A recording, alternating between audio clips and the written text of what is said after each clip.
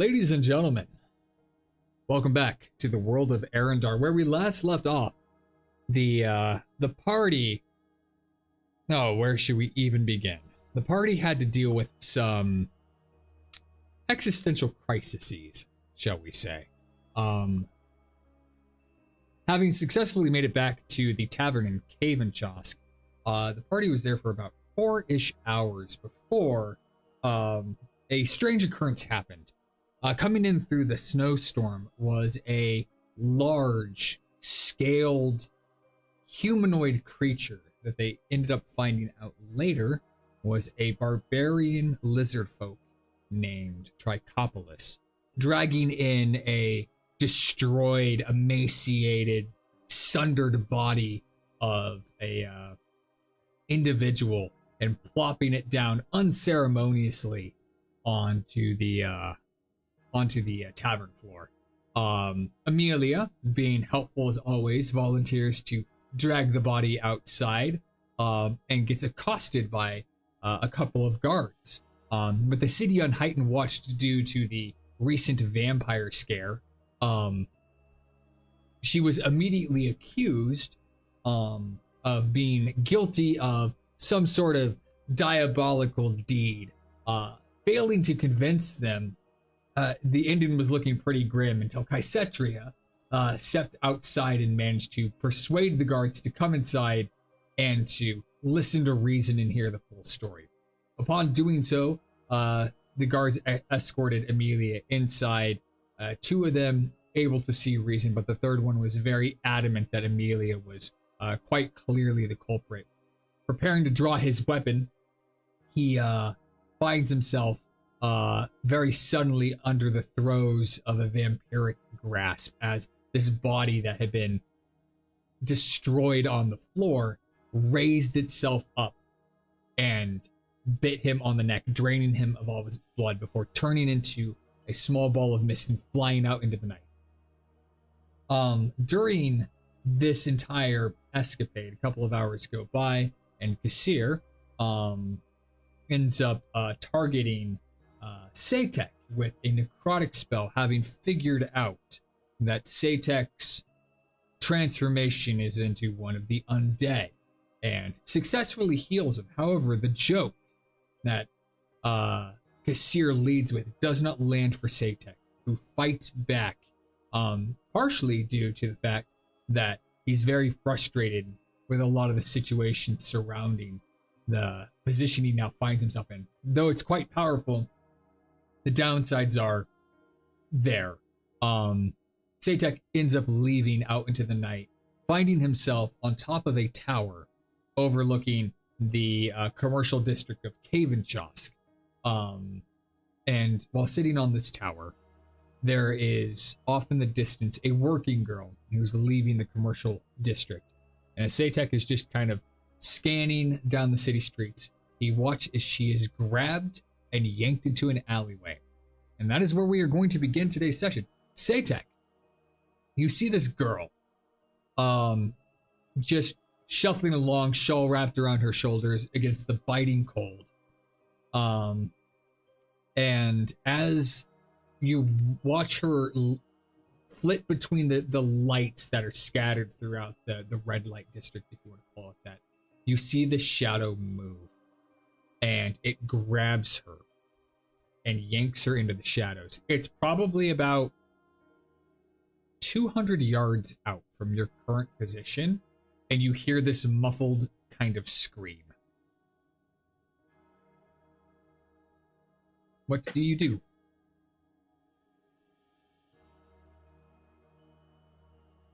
To work on, get down there as quickly and quietly as possible as to avoid causing any suspicion.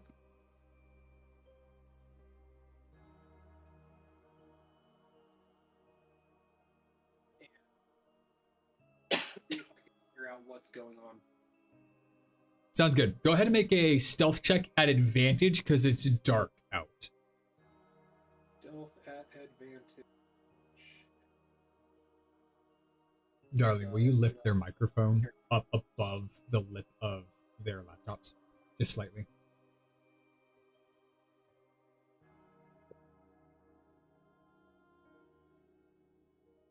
looks for me. There we go. There we go. Hell yeah, bitches. Yeah. With a 24, you scale down the slippery, ice-covered tower with fairly fantastic ease. You blend almost immediately into the shadow upon reaching the ground. And as long as you avoid the direct light of the lampposts that are over the snowy streets, really for the most part, you're going to be fine.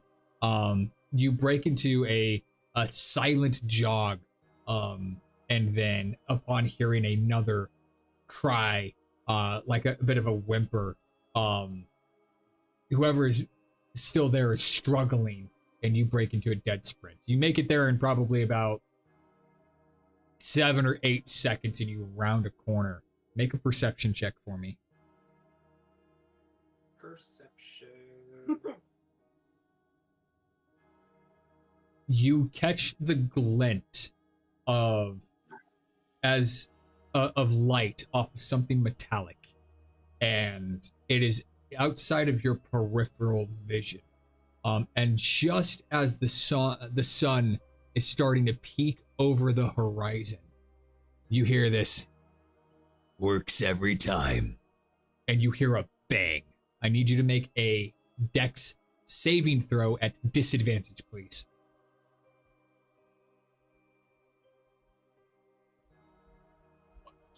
Not that disadvantage matters for a rogue. And you turn your head upon hearing this, and it's almost as if the voice was a whisper in your ear, but as you turn, you see the glint off of what appears to be some sort of pipe attached to a wooden handle with a mechanical trigger, and it fires, and as you turn your head, it clips the top of your left ear and spins out into the dust, and you hear this hiss as your ear feels like it has been lit with the power of the sun.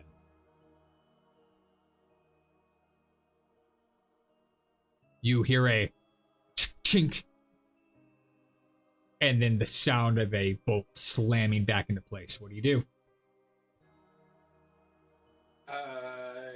Move the fuck out of the way. Make a perception check at disadvantage.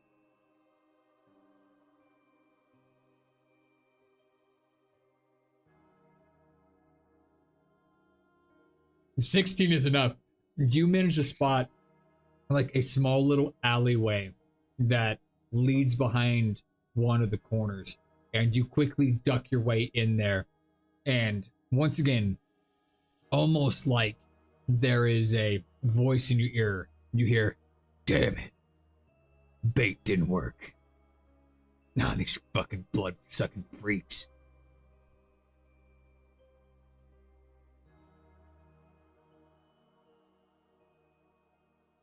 Am I still invisible? Are you still what?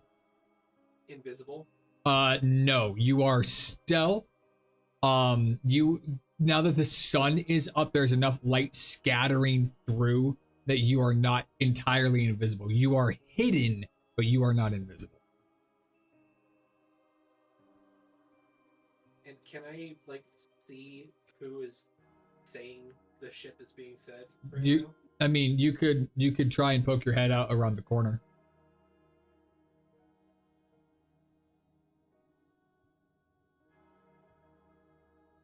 Take a dagger. Just a normal, plain Jane, everyday dagger. Which I do have some. Yep. I should.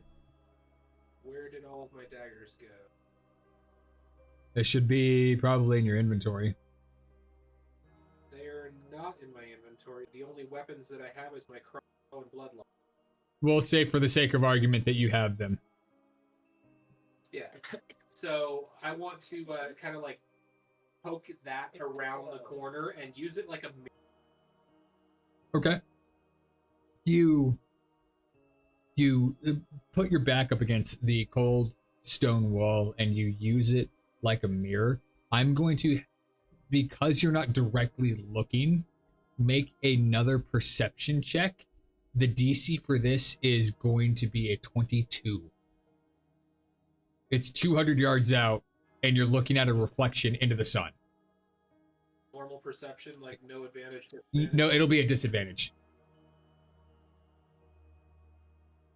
With the 16, you can't quite see the angle, and right as your hand holding that dagger kind of clears it a little bit to get a better angle, you hear this crack, and the dagger goes flying out of your hands, stinging it. I'ma get you yet.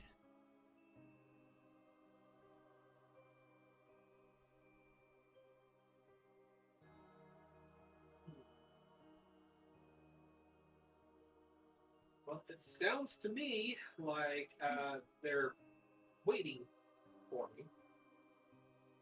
So I'm just going to take the opportunity to make note of where it's at, and I'm leaving. Okay. Because I'm not going to pull up the Cave and Chosk map, but I'll show you later. In the Cave and Chosk map, on the bottom left-hand side is where like the brothel is located in that commercial district. It's in that kind of bottom left-hand corner. Go ahead, and because I will say it's even though it's daylight, it's still dim enough for you to roll your stealth. Actually, I'm going to say it's a straight stealth roll. Normally, I'd give you advantage because it's dim light. However, he knows you are there, so I think those cancel each other out. Make a stealth check for me. Minimum 10 because reliable fucking talent. Dirty 20. Reliable fucking talent. I love it. Give me just 1 second.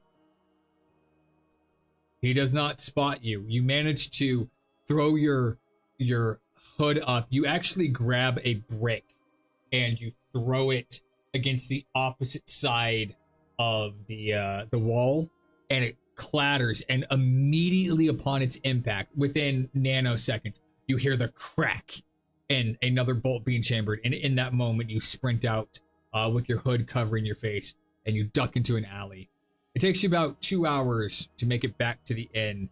The tip of your left ear, like the very top of it, is sizzling and burning, and as if somebody poured oil on it. Upon making it back to the inn, you realize that blood has caked the left side of your face from where you got shot. But you have no idea who this person is. You make a history check. History. Yeah, this is a straight one. You don't recall many details about the alleyway. It's dark, even for you with night vision, even for you as a creature of the night now. But something strikes you as kind of weird. There was no woman in that alley. There was no signs of a struggle. There was no blood. There was nobody there. It appears like you got. That this might be somebody or a team of people using this tactic to lure out individuals who they believe would come calling at the sight of prey. Like they have figured out a way, not saying that that's what you have done, but it's a method that they've apparently chosen to take them out. And if it hadn't been for your cat-like reflexes and your peripheral vision, your head would be splattered all over the wall at the current moment by some unknown assailant. But you ponder all these things as you make it back into the tavern, still holding your stinging ear. The next morning arrives. Everybody has rested.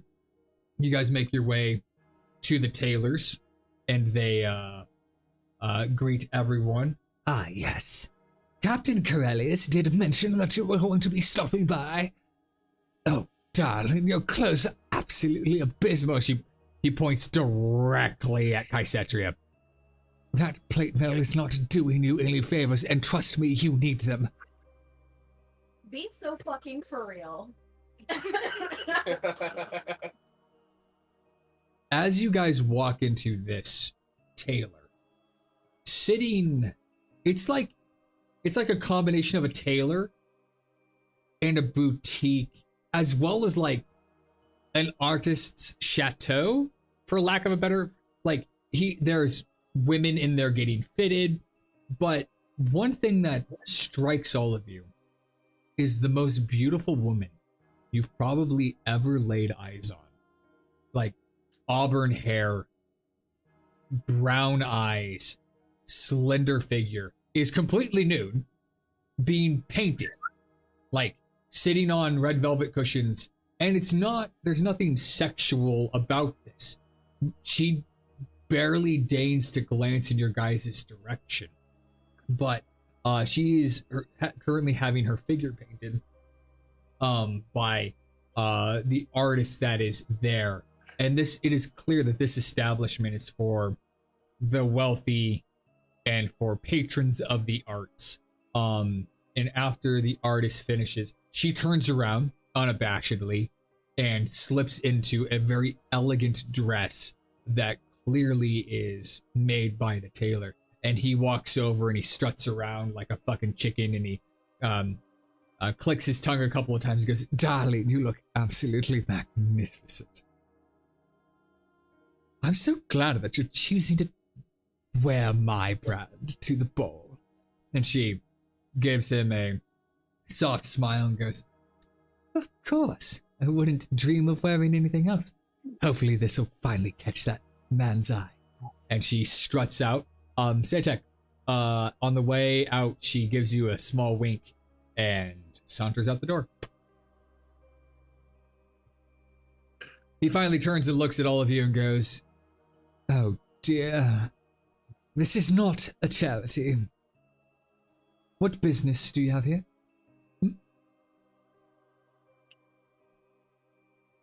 Did Corellius not call? Oh, you're who we picked. I swear, I think he might need his eyes checked. Oh, no matter.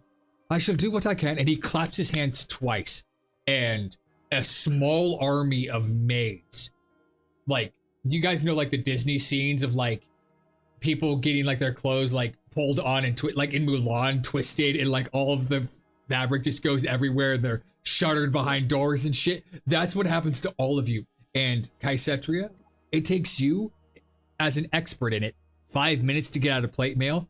This fucking tiefling girl has got you out of it in about 20 seconds. You have no idea how she managed to undo that many buckles in class, but she's probably got a background in it. But they all whisk you guys away. And they start with the most furious scrubbing of your life. Years of road and hardship and travel and sleeping in dungeons and coated in monster guts. They take what is the equivalent of steel wool to your bodies, and they scrub you until you are fucking bright red. And the entire time, by the way, the tailor is walking amongst your bathtubs. Like there is no privacy, small room. You guys are in a large bath. So if you are shy, now's a good time to not be fucking shy, because he looks at you like you are a piece of meat that he is evaluating, and not in like the ownership way. He looks at you as like, okay, what's the best cut? How am I going to get my money's worth out of this? How can I salvage this? And so he just walks amongst you, and he swipes a finger, Amelia, under like your ear and barks at the maid to clean it again. And Satek, he takes a pair of scissors and starts trimming the burnt ends out of your hair, and takes one look at your ear. Oh. Snaps his fingers and it's healed. Well then. Colors? Oh, please tell me that you actually have colors picked out. Do you know? By the way, whose pet lizard? Him. Can he be my pet? Ashira says, raising her hand all of the 3 feet that she can have out. He looks down at you and shoves aside Kaisetria, Lilith, and Amelia and Satek, and bends down and picks you up. Oh my god, you're absolutely flawless! You are my muse. Oh, you are going to be the belle of the ball. You're going to be a star. And Kassir goes, she's not invited. I can't be Muse. I'm a Shira. She's not allowed inside, please. And he goes, oh, for shame. I will not work on any of them if I cannot decorate her the most. You know what? She can be pretty and work the streets. While we go play. She just tilts her head at the phrasing, but doesn't get it because the innuendo just flies right over her head. Everything goes over your head. You're little. Well then. And he sits you down on like a stool, but the stool's like red velvet cushions, and he hands you snacks. And like every time he walks by, he compliments your pretty skin color and your pretty hair, and like he's fawning over you. And like he's just a human dude who's like straight out of the Hunger Games. Like he looks like an NPC from the Hunger Games. But once again, after you guys finish your bath, he looks at you all and goes, and what colors?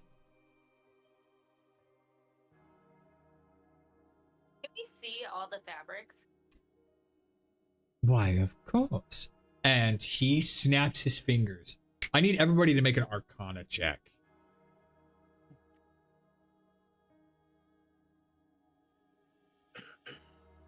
God damn it. I got 13. 14.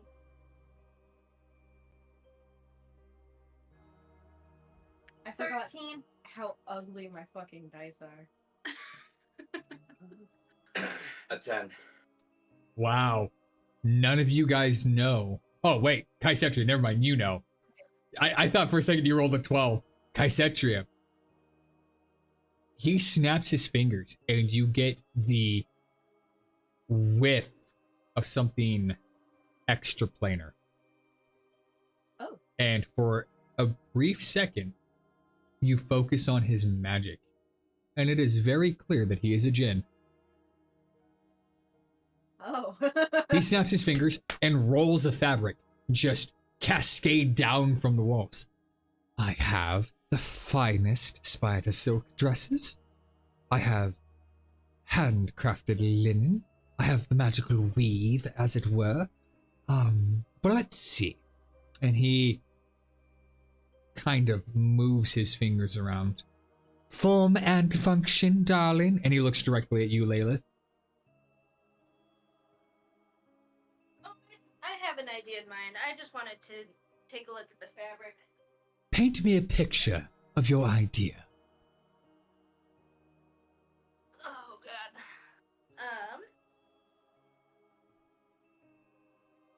So we're gonna do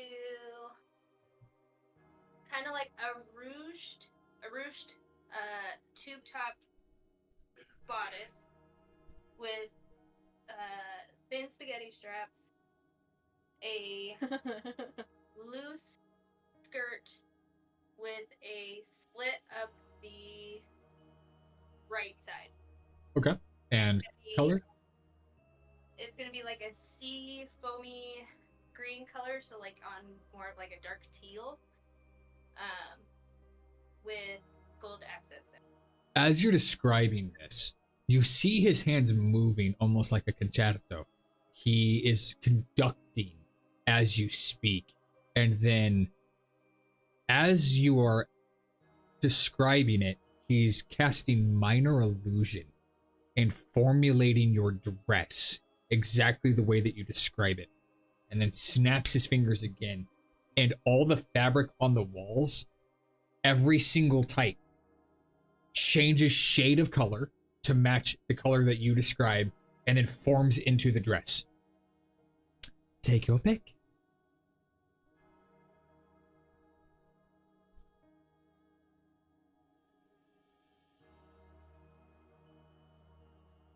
Probably just pick the one that's Yeah, and he lifts it off the wall, and because you guys, by the way, you're standing like naked as the day you were born, suds at your fucking feet. he snaps his fingers and prestidigitations away all the remaining soap water and holds out the dress for you to try on.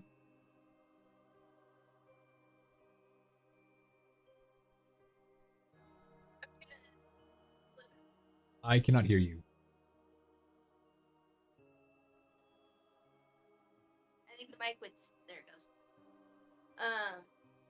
She's just gonna slip it on and kind of look in a mirror if there is one. There is a mirror. The moment you think of a mirror, there's a mirror in front of you. She's gonna kind of like twirl a little bit, see how kind of flowy the skirt is, kind of see how much movement she can get out of it, make sure that it's like snug, because combat and tits falling out is Roll for distraction. But in every capacity, better than your own skin, do you wear this skirt, this dress? It fits you perfectly. And you kind of give him a quizzical look, and he winks at you and goes, I know all your measurements, darling. All it takes is a glance.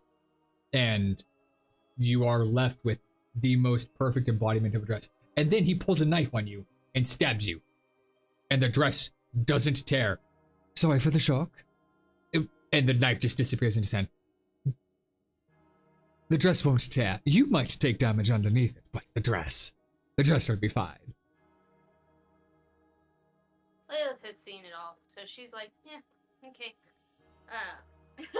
And she's just gonna kind of like admire it a little bit, and then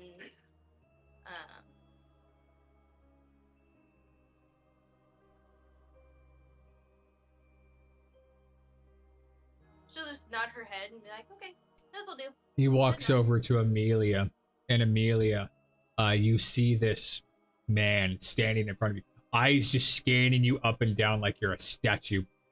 And what would you like?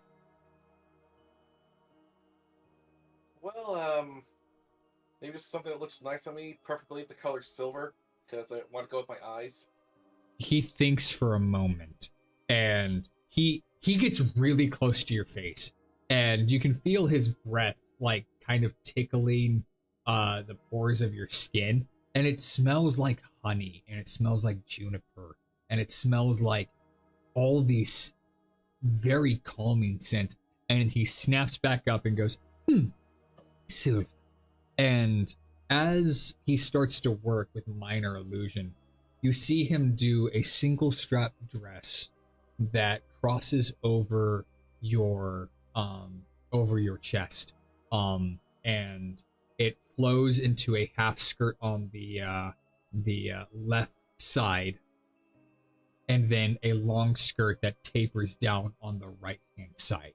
And as he's crafting this for you, you start to realize that he is making this for ease of use for an archer, even though he doesn't know that that's what you are.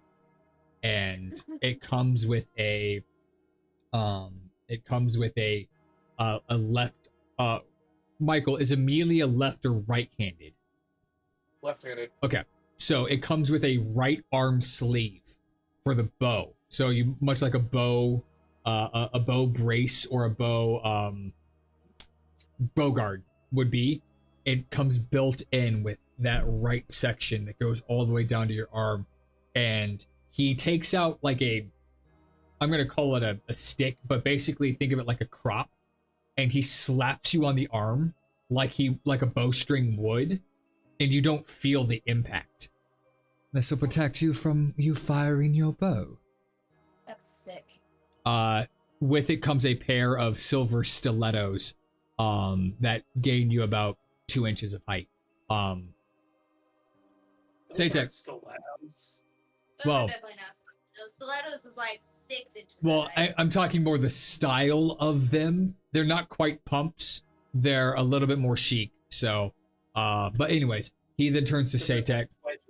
Saytek, you've been sitting there with your dick just waving in the breeze. Which, by the way, Saytek's packing a baby hammer down there. No, anyways, but He, Saytek. like helicopter over there. Uh, That'd be really fucking But Satek, he takes one look at you, and my particularly favorite type of clientele, a man of culture. And what can I get you? I'm just gonna motion for him, just like motion for him to come closer. He leans down. Yes, darling. And I'm gonna whisper into his hearing orifice, because I don't know if gins have ears. they do. I'm just gonna say something befitting a noble of the Delacorn family. Black, red, and gold accent. He looks you up and down and goes, Oh.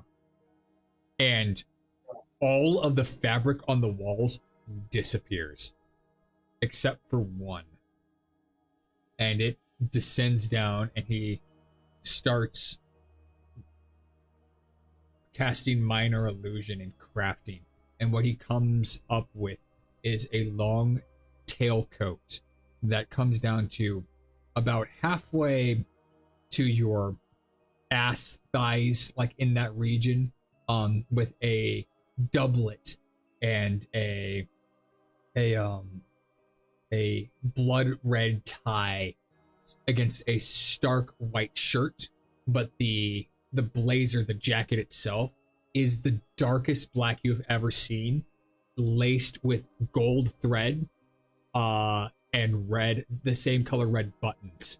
And he starts crafting this and then pulls the fabric down from the wall and goes, I will make this one myself. and you see him without a sewing needle, but just using magic to craft this outfit. And he picks it up and throws it at you, and as you go to catch it, it's like your arm phases right through it and it suctions itself onto your body. Extra pockets in the jacket, love. And it fits you like a glove. There is, when you open up the inside of the jacket on the left side, there is 6 horizontal slots that look like they are perfectly designed to hold daggers. And he takes it nimbly, without you even noticing, takes a dagger from your belt and places it in there, and then bends the fabric. And the fabric bends like there's nothing there. Little extra pocket dimension, if you will. Oh, I'm so funny. Impressive. My compliments to the Delacorns. How's the durability? He looks at you, and Satek, you go flying into the wall faster than you've ever flown, and you hit the wall like a ton of bricks. Now you take no damage and you don't hurt, but he throws you through the wall and then brings you back and repairs the wall with magic. Any complaints? None. Excellent. Excellent time. Thank you. Well then, you And I'm gonna tip him 10,000. Oh, fuck yeah. He looks at it and, you are always welcome here, Mr. Satek. and he gives you a brief nod. I am saving my schmuckums for last. But you, creature who looks like they could have been a throw rug, what can I do for you? And he looks right up at you.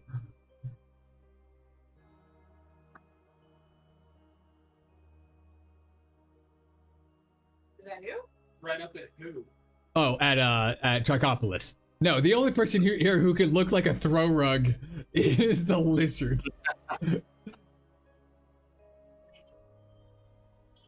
He has scales. He's a scaly boy.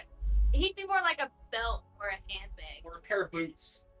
Pair of boots. Yeah. Yeah.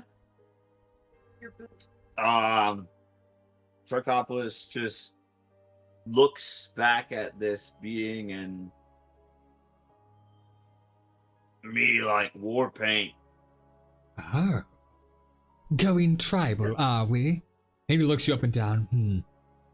Sandy sort of grayish green color, a little bit on the rust side. How shall we? And he calls over a maid. Would you like this done by magic or would you like this done by hand? Me not want magic. Darling, take excellent care of him. And she leads you and sits you down on one of the stools. And I mean, she hands you a small towel. Just because you obviously don't want pain on your nuts, unless you do. But she takes a brush and starts just painting the most intricate design into your scales. And as she is doing this, I need you to make an Arcana check. Okay. Yeah.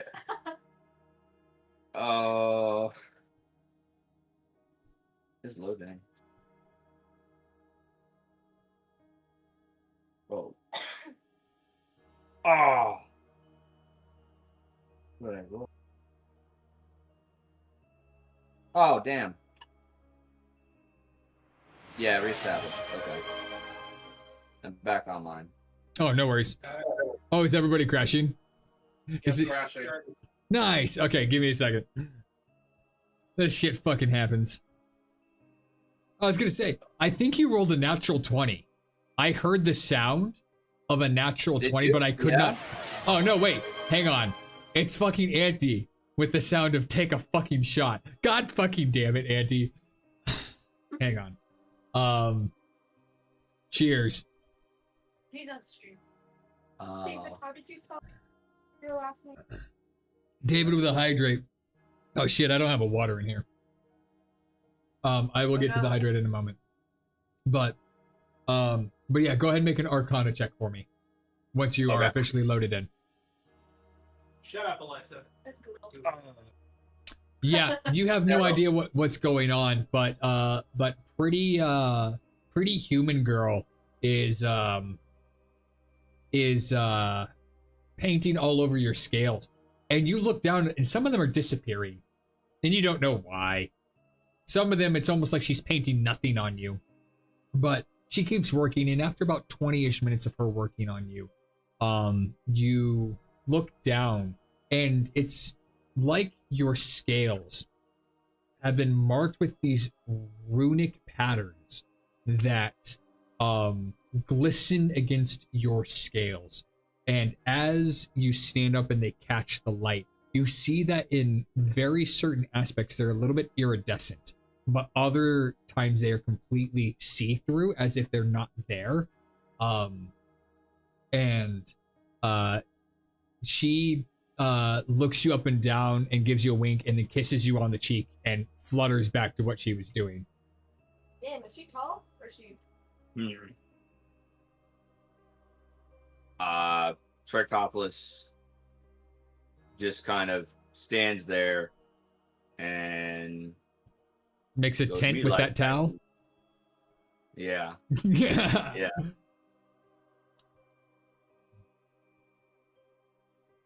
Last Yeah. but not least, before we get to the favorite of the group, the tailor walks over to you, Kaisetria, and looks you up and down with an almost distasteful look.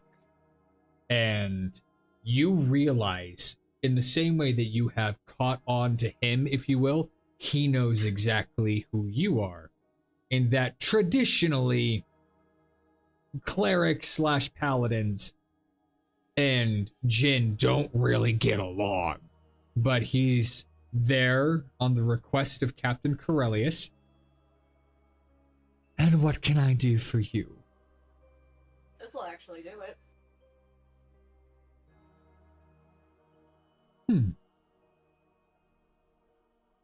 He grabs your plate mail from the floor, presumably where Tiefling Girl expertly disrobed you in front of God and man, and he picks it up and grabs a bolt of fabric that just seems to fall from the void in the sky. In fact, if you guys look up, there is no roof on this place. It's kind of just like inky black, and it looks like the universe with stars.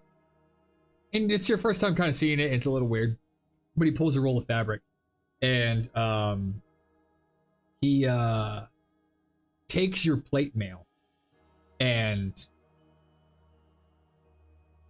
a bit of the fabric, and you hear him mutter under his breath. Make a Arcana check again for me, Joey, if you will. Yeah. Yeah, let me get into there.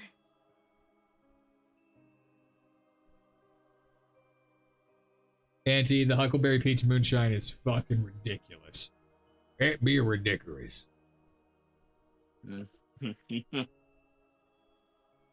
Did you end up rolling? 21? Okay, did you manually roll it? Yeah. Okay. 21. Yeah, with the 21, you hear him utter words of transmutation, and he takes your plate mail from the ground and this deep crimson red fabric and fuses the two of them together and stretches out his hands like almost like a fucking chef pulling pasta and creates the form of the dress, and then takes the sharpest knife you've ever seen in your life and flicks it upward with his wrist, and creates the slit in the side, carves out the low cut. By the way, for everybody who is standing there in this room, I need you to make a perception check to look at Kaisetria's naked body. Aha! Yes. You said perception? Yes, a perception check. You wouldn't happen to be able to take care of the Mr. fucking tentacle dick. Aha! Dirty 20. Dirty, nasty. I don't know. Absolutely filthy. A 15. Yeah. My laptop has got stupid. I get to see boobs. Amelia, did you roll? Yeah, I had to restart my computer for a second because the internet got whatever. No worries. No. The internet is.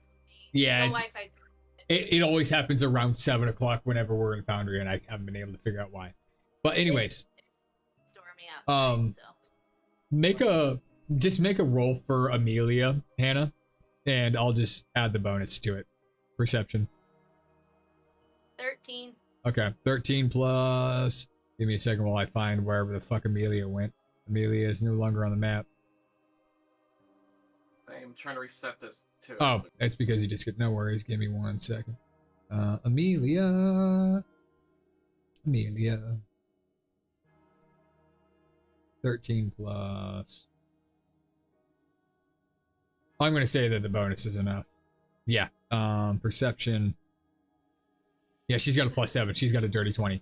Anybody who rolled above a 15, you look at Kaisetria, smoking hot, because every character that she plays somehow can't get fucking laid. Virginal body of this fucking cleric. And then there's something downstairs that kind of no one was expecting. And poking out at her crotch is a tentacle. And it is alive. It is moving. It has a mind of its own. It is about 8 inches long and active. Can I get this thing chopped off, or can I remove it? He takes one look at you and goes, "Darling, this is not the kind of cosmetic surgery that you desperately need. I know the rippling muscles and everything kind of ruin fit. Besides, it is not my place to deal with the eldritch, if you will. Aren't you a cleric? Can't you remove it yourself?" I could definitely. Kassir takes one look at you and goes, "Glad I missed that one." Huh. Layla gives like an up and down look. And she's like, Makes sense. Is that from the Oasis? That didn't make it into the drawing. Do I need to edit it? Was it? No. Well, No. I It was from the ship. It was from the ship. Yeah. Trichopolis, you see this holier than thou cleric of God with a fucking tentacle dick. Bigger than yours. You also start to pitch another tent. No, anyways, in all seriousness though, but you guys see this infestation. And it is clearly a foreign object has entered the system. But yeah, the tailor looks at you and goes, "I'm not touching that. You can handle your own problems." Hung like a dragon. A bad dragon. But anyways, he holds out the merging of your plate and the dress. It provides all of the armor of your plate, but none of its absolutely abhorrent grotesque appearance. However, keep in mind that the spell is temporary and it will revert back at roughly tomorrow morning, give or take. And then he reaches behind the counter and hands you a chastity belt. And keep it in your pants. He passes me a cup. Yeah, basically. It's a fucking cage. I'm pretty sure there's quite a few nobility at this party who are into that kind of thing. And we can't have you going and sleeping with the Duke's daughter. Thank you for appreciating the bad dragon joke, David. I don't know, I got a dick, I might get her pregnant. Okay, so here's the question though. Would it be breaking your vows of chastity because it's not technically you fucking the Duke's daughter? She doesn't have It's the the tentacle. She doesn't have a vow of chastity, she has the tism.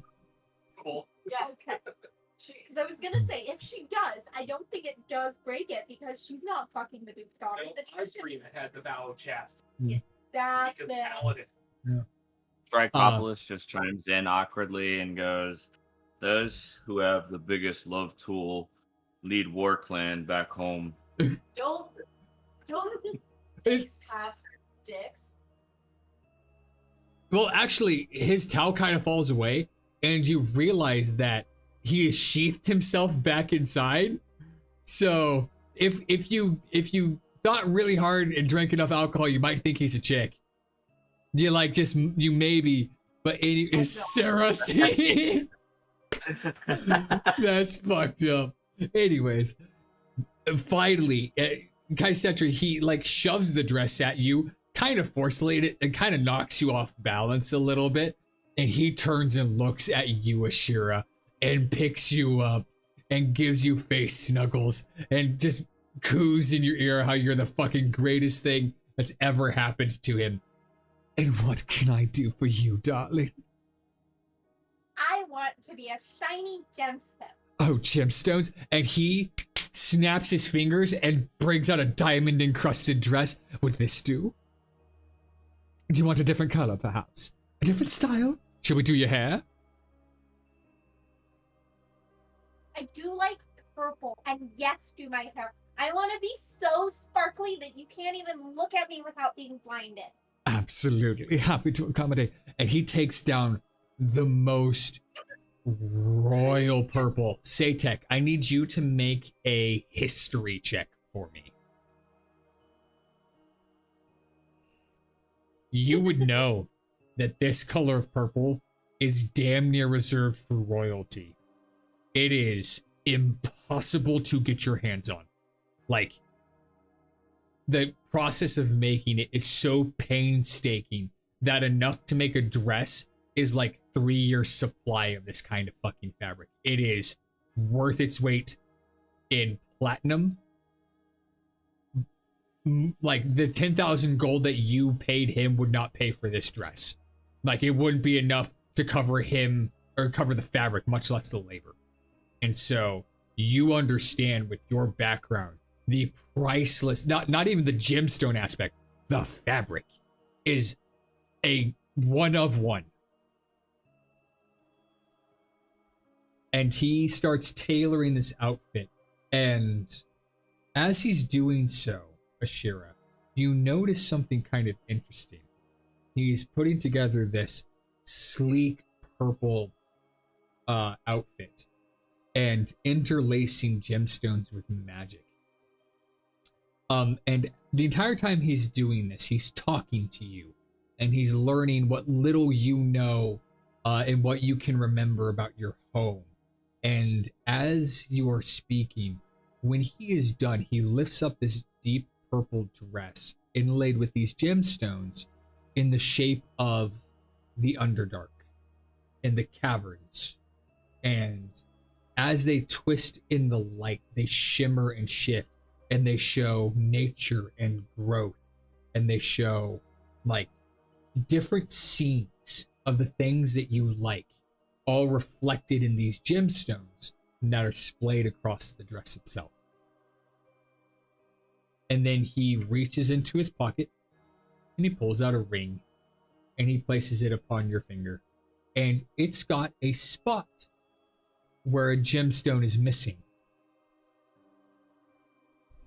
You don't have to carry him on your staff, you know.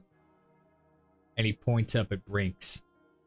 I need Ashira to make an Arcana check.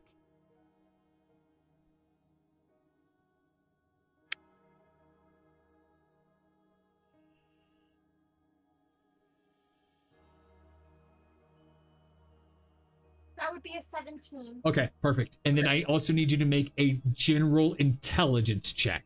This is to kind of tie two things together.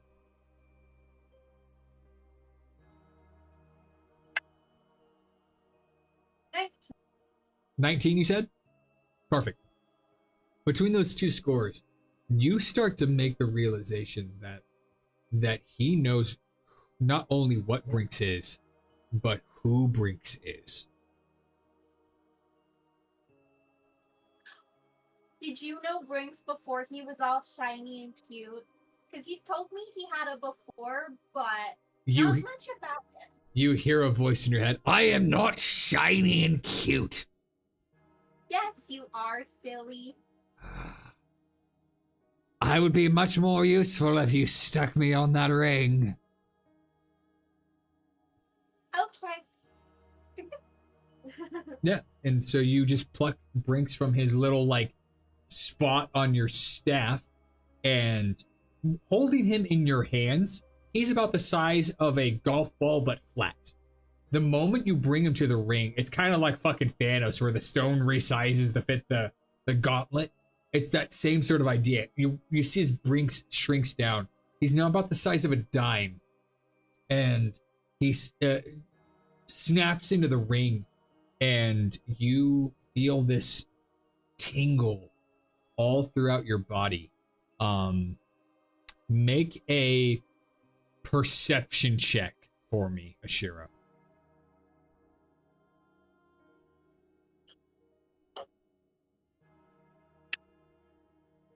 That's a nat 20. With a nat 20, you were with any roll above 15, you were going to get 1.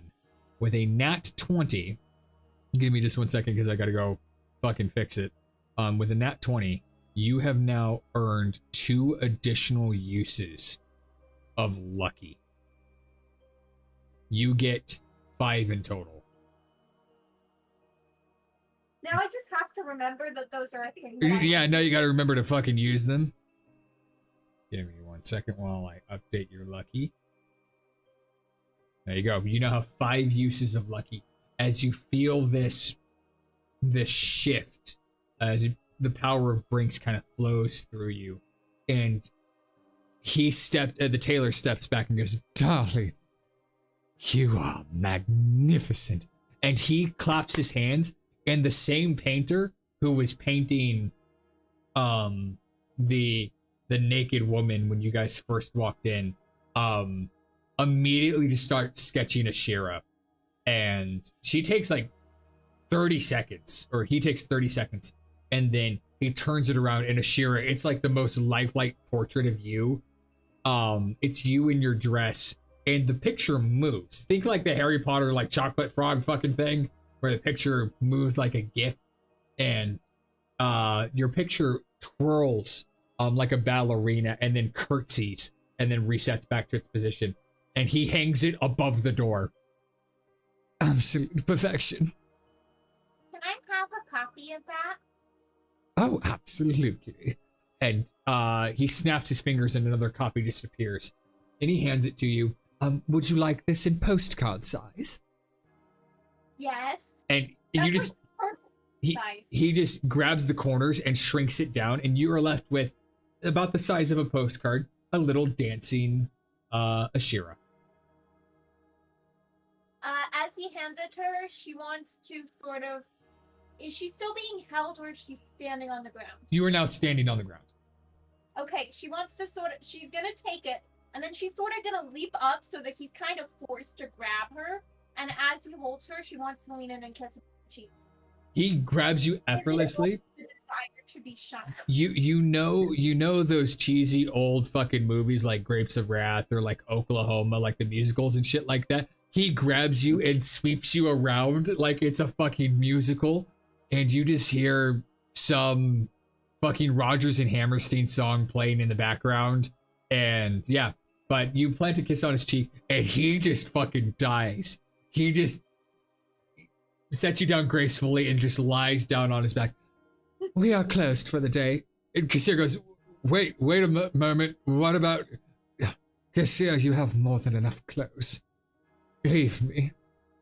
I must bask. But yeah, you guys have now acquired your clothes.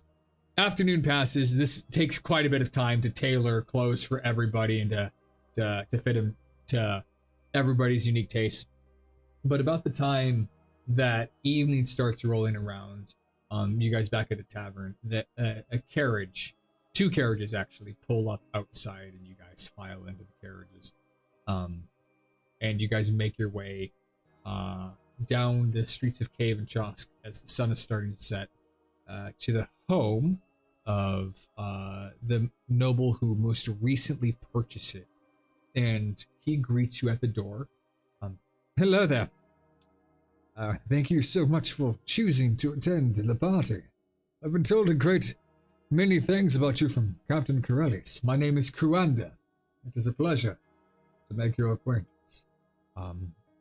And on his arm is the lady who winked at you from the studio, and she gives you all a quick look over, appreciating the craftsmanship, and then retires back to the ballroom. Kurander continues, If you will, please follow me.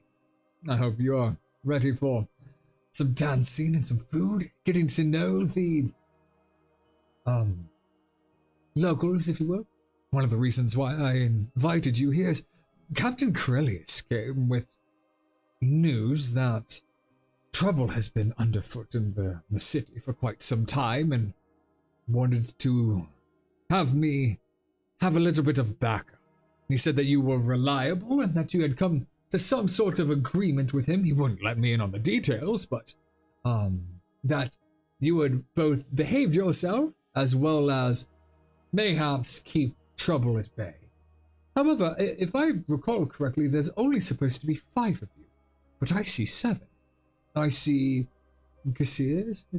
Yes, of course we know you. Kassir gives him a bit of a nod. Which one of you is Kaisetria?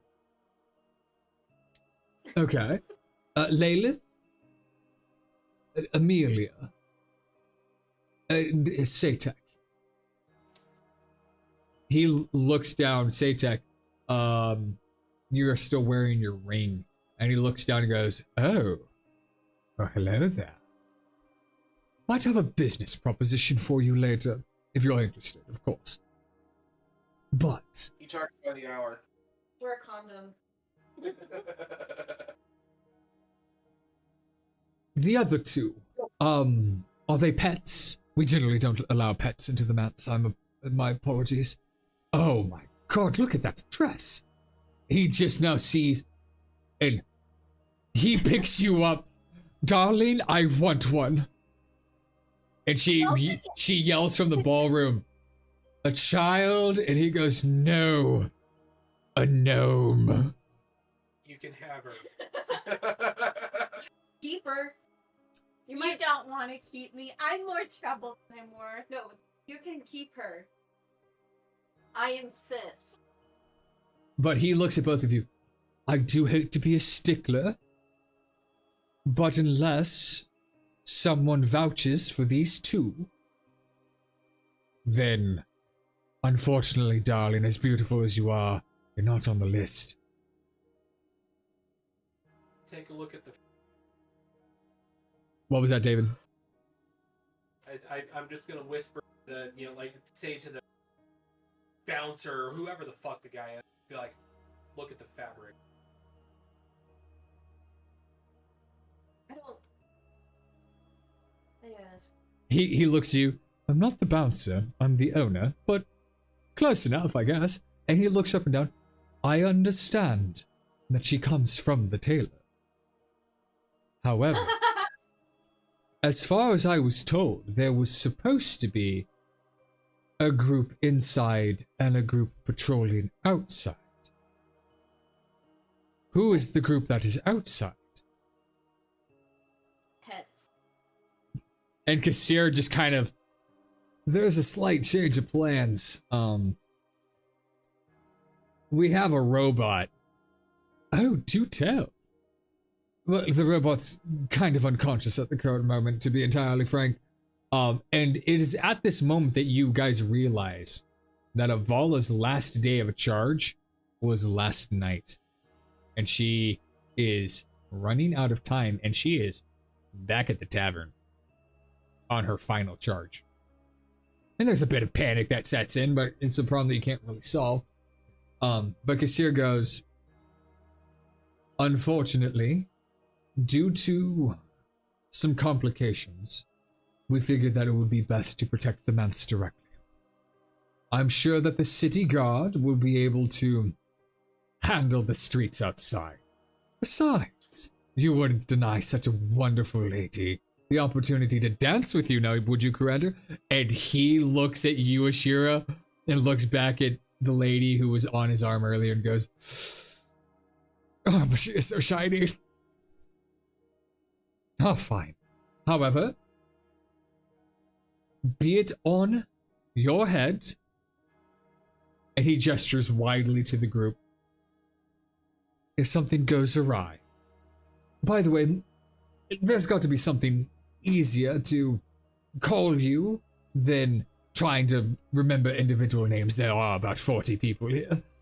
Do you guys have a name or something that you go by? I'll just, kind of. Hey, you will do it. You can call them my retinue. Make a persuasion check at advantage. We're her babysitters.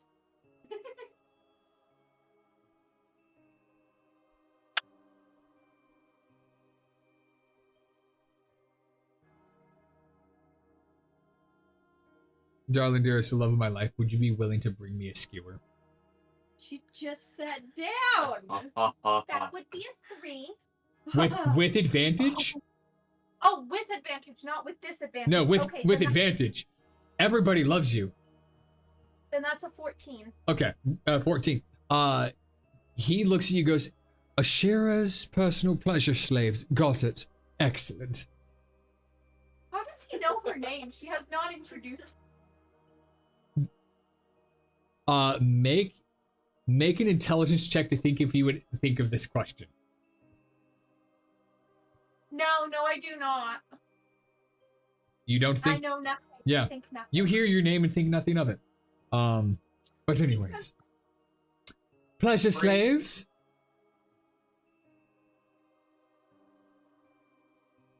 This way to the ballroom. And he opens these double doors, and in front of you is the scene that you guys see before you right now, is a lavish table spread with food, a fireplace roaring on the left-hand side, people milling about and interacting with one another. but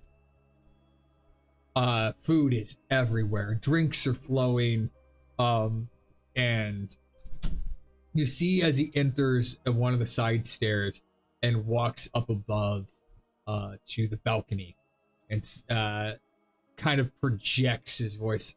May I have your attention, please? Thank you, thank you. Welcome, everybody, to the opening of the mats. Having recently come into acquiring this historic location, I wanted to be the first to thank you all for agreeing to honor me with your presence. And you guys hear the polite smattering of applause as nobles are wont to do. Now, I know that this location is one of the oldest in the city of Cavenchosk and has undergone quite the backstory, if you will. But I am assured that most recently, a quite capable crew of adventurers came through and made sure that the place was shipshape and ready to go. About this time, you guys hear a small cracking sound, and then a thud as a hammer falls out of a wall and hits the ground. Unfortunately, they were also inaccurate. And you guys hear that small, polite chuckle. And one of the maid girls comes over and cleans up the mess and then prestidigitations the wall back together and carts the hammer out. But I hope that you will all be willing to undertake the singing, the dancing, the food. Drinks will be served, merriment will be had. Ladies and gentlemen, welcome to the ballroom. And with that, un momento, por favor.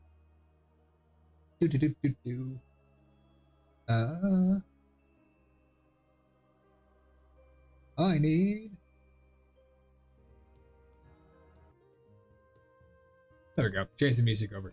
And music starts to play from where you guys are unsure, but music starts filtering through the halls, and it's this soft ethereal sound to start with, but then it sounds like a full orchestra starts to play, and it's elegant and it's beautiful. What is everybody doing? I'm trying to figure out where the heck I am, because I'm not on the map yet. You are not on the map because you fucking disconnected and your character got removed. You are now on the map. Thank you. You are on the map. Yay! Okay, so here I'm actually enjoying the parties, just admiring the scenery, I guess. For sure. There's a number of nobles that are kind of milling around, and you guys are catching small snippets of conversation. It's everything from trade to local politics to the latest fashion trends. It's the white collar fucking snooze fest topics that you would expect amongst nobility. There's nothing particularly interesting. Kurander does emerge near the throne that's on the top of that dais, with the lady that he came in with at his side, and he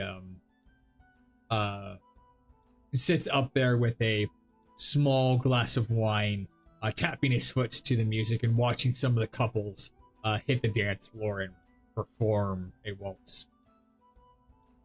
His smitties. Fucking. Yeah, I took, as fitting as a barbarian is, he's obviously, right? So I got a hole, and there's a hole with where my titty is. Nice. So just a hole of a titty. Window. Yeah. By the way, for chat, almost all of us are dressed up today because we are doing a ballroom scene. So we all wore fancy clothes. David is the fanciest of us all in an anime titties t-shirt and blue jeans, looking like a whole snack. David doesn't need a tie. He's also got pink polka dot socks on. Pink polka dot socks. His man of culture. But yes, we are all wearing fancy gear just because we thought it would be fun to dress up for the event. So round of applause to everybody who currently is in particularly a dress Because, yeah, worst I had to do was tie a tie. Anyways, people are milling around. My size of the house, so this is what you get. Hey, David, I have extra ties if you just want to wear a tie. I've got an extra dress in my car. Yeah, I think it's too big I'll for pay it. good money for that. I know I am so good. We've got a really big bed sheet. We don't have sheets. But is anyone choosing to dance? Is anyone? What is everybody doing? Ashira, you look like you've got an idea. Ashira would like to push past everybody, not really caring if she's rude or not, to the middle of the dance floor, and she's just going to start spinning wildly. You make your way. I'm just gonna move you there. You make your way to the center of the dance floor, and it's like you're in a musical, except instead of like a movie musical, it's like a theater musical. And the moment you get there, it's like all the lights in the place turn off, and you get a spotlight on you, and you just start not dancing, you just start spinning like a fucking top, and the light is catching these gemstones.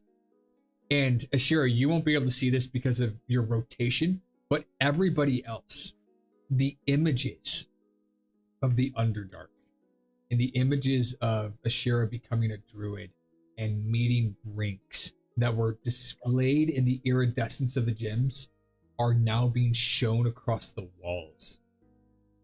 Almost like she is a disco ball projector. Yeah.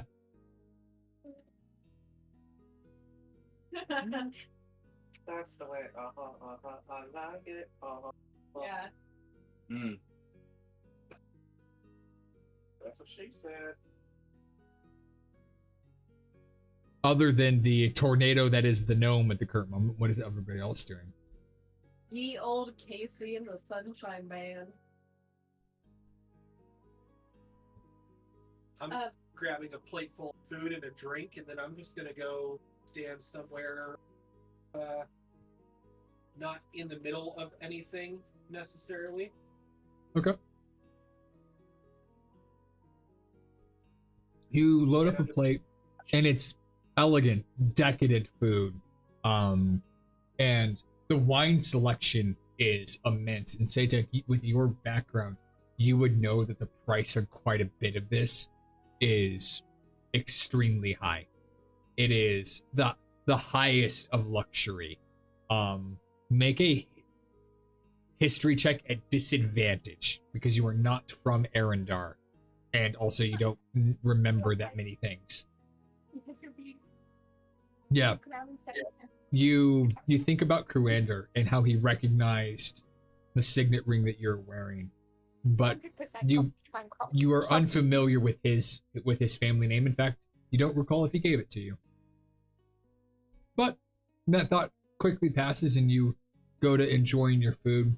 There is a very large roast turkey and fresh warm soups, pies galore, very rich, very filling food, and the wine is quite decadent.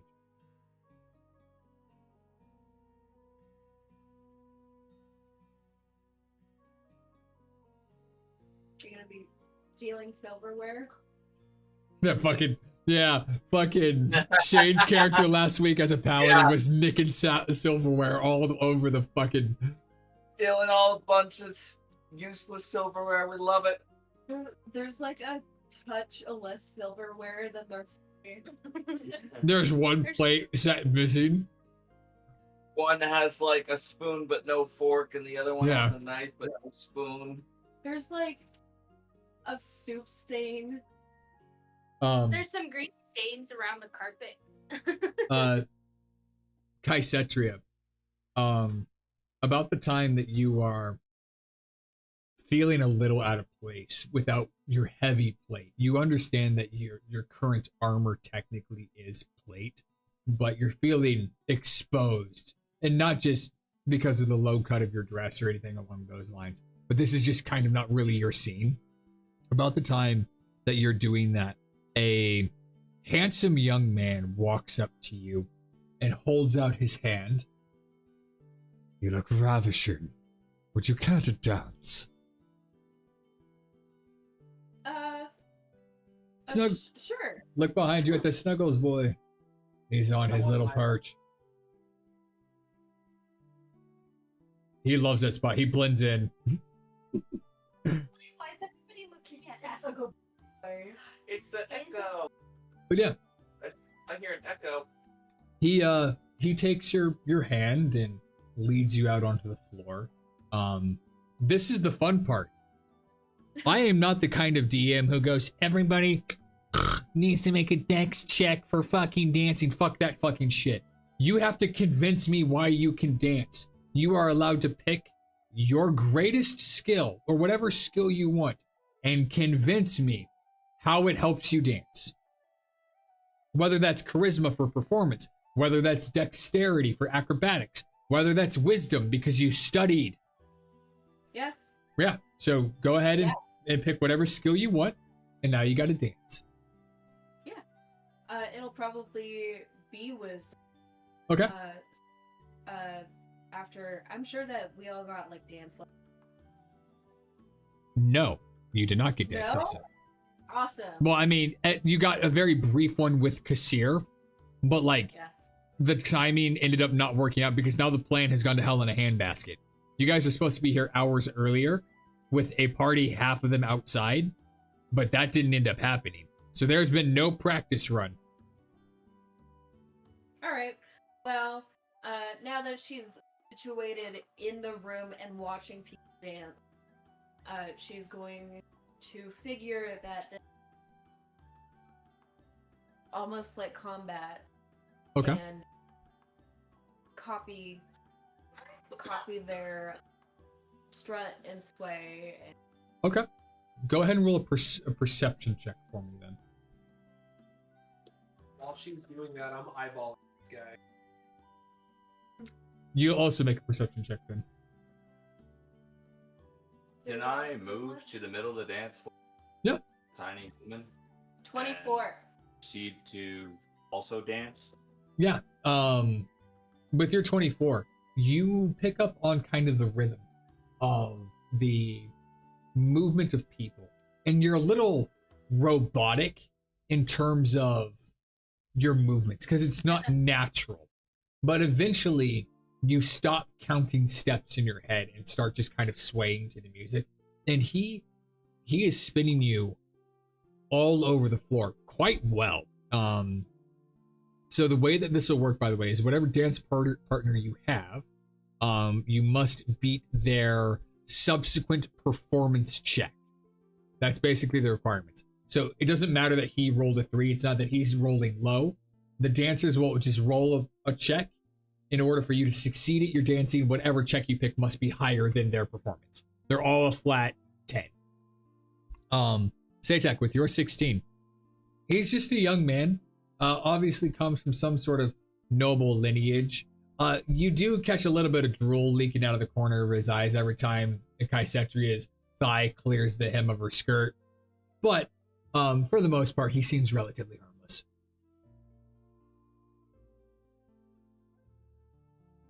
Young, maybe eager to prove himself. Protosphere. Jesus. Brocopolis. That's You make it to the dance floor, and do you start dancing by yourself initially, or No, I am observing the other human and trying best to recreate their ball dance. okay? But instead, it kind of doesn't. Yeah, well, let's see. So you get to pick the skill that you want to roll to dance for. So ironically, your highest skill is athletics. Your second is intimidation. You angry dance like a motherfucker. Yeah, You exactly. warrior, It's but- because I'm doing my own from my homeland. Yeah. But yeah, if you- ritual dance, which is a war dance. Yeah, so And it's then so you would roll something like athletics. yeah. Okay. Okay. Boom. Athletics. Grumping. I am crumping, yes. And I'm just there and I'm beating my chest and I'm like just stomping on the ground and It's like a toddler trying to dance to. yeah. Well, what's funny is everybody within a 30-foot radius of you stops dead in their tracks. Go ahead and make your athletics roll. I did 17. Okay. Oh yeah, sorry, I didn't see it. Everybody stops dead in their tracks. And you know how rich people find something that is commonplace for everybody and they think it's the coolest fucking thing or a trend in the world? Like when rich people figured out that fucking having to do your own laundry existed and they're like, oh my god, I've never used a washer a day in my life. It's that shit. And all of a sudden, like, there's a dwarf woman and a dragonborn male and a tiefling lady all around Brocopolis, just fucking mimicking his like party humping. Like they are, you know when you corner your friend in the corner and you just do the raise your arms dance, as awkward as possible. They're all doing that around you, and you have now formed yourself a small little army of single tribal warriors who are all chanting. By the way, this reminds me of growing up Pentecostal. This is kind of the same sort of dealio. Is this? But yeah. Yeah. Layla. Layla is just gonna swing by the food table, pop a quick like hors d'oeuvre in her mouth, grab a flute of whatever. She doesn't even care. She's just gonna grab a table and kind of mingle on the outside of the dance. Okay. As you're mingling around, are you looking for anything in particular, or are you observing the local customs of rich people? Like, what is your goal with the mingling, I should say? Just gonna keep an ear out and just look like I'm paying attention to whatever chaos is going on, but really I'm just kind of outside observing. So not really focusing on like the main thing, but seeing around it. For sure. As you are observing around, you kind of saunter past Satek, who weirdly is staring daggers at the noble Kaisetria is dancing with, and it kind of catches you off guard. Watching. From your perspective, he's like hawked in on this one random dude. I just raise an eyebrow as I walk by. Satan has a crush on Kaisetria, confirmed. Kaisetria has the hots for Osria. Osria has the hots for Jesus. Like, it's just the way it goes. Kaisetria can't hit because she's gay. But yes, as you guys are mingling around, the music is livelier than ever. And then, so directly underneath that dais, by the way, the curtain falls, and you guys see a like 16-person orchestra that is playing their ever-loving hearts out. And they are just pouring music into the hall. And even Kassir at one point pulls out his violin and starts to play the violin solo over the top of it, and he starts performing. In fact, I am going to go ahead and roll my viol. Were they 21? Okay, one of the things I figured out, Ashira, or song, and I don't know why this does this, all of your chats of everything that you have said I have no idea why. are stuck at the bottom, and I can't figure it out. Maybe refresh. No, don't worry about it. It's something on the new Foundry system. where it's putting the dialogue at the bottom so it's easiest to read. But it's impossible for me to know when somebody's rolling because it doesn't rotate it up. It doesn't overwrite it. So anyways, but Kassir rolls like a 20 something with his violin, and so he's playing along with the rest of the band. And with the moment Kassir starts playing, everybody starts dancing. I need everybody who has taken a drink or participated in dancing. I need you to make a Constitution saving throw with a DC of 18. Damn. Oops, that's not it. Constitution save. Yes, Constitution saving throw. 12. 21. Go on, day one. 17. It takes far longer to add to the 15 minutes. Damn. Wow. So, you want some body glitter?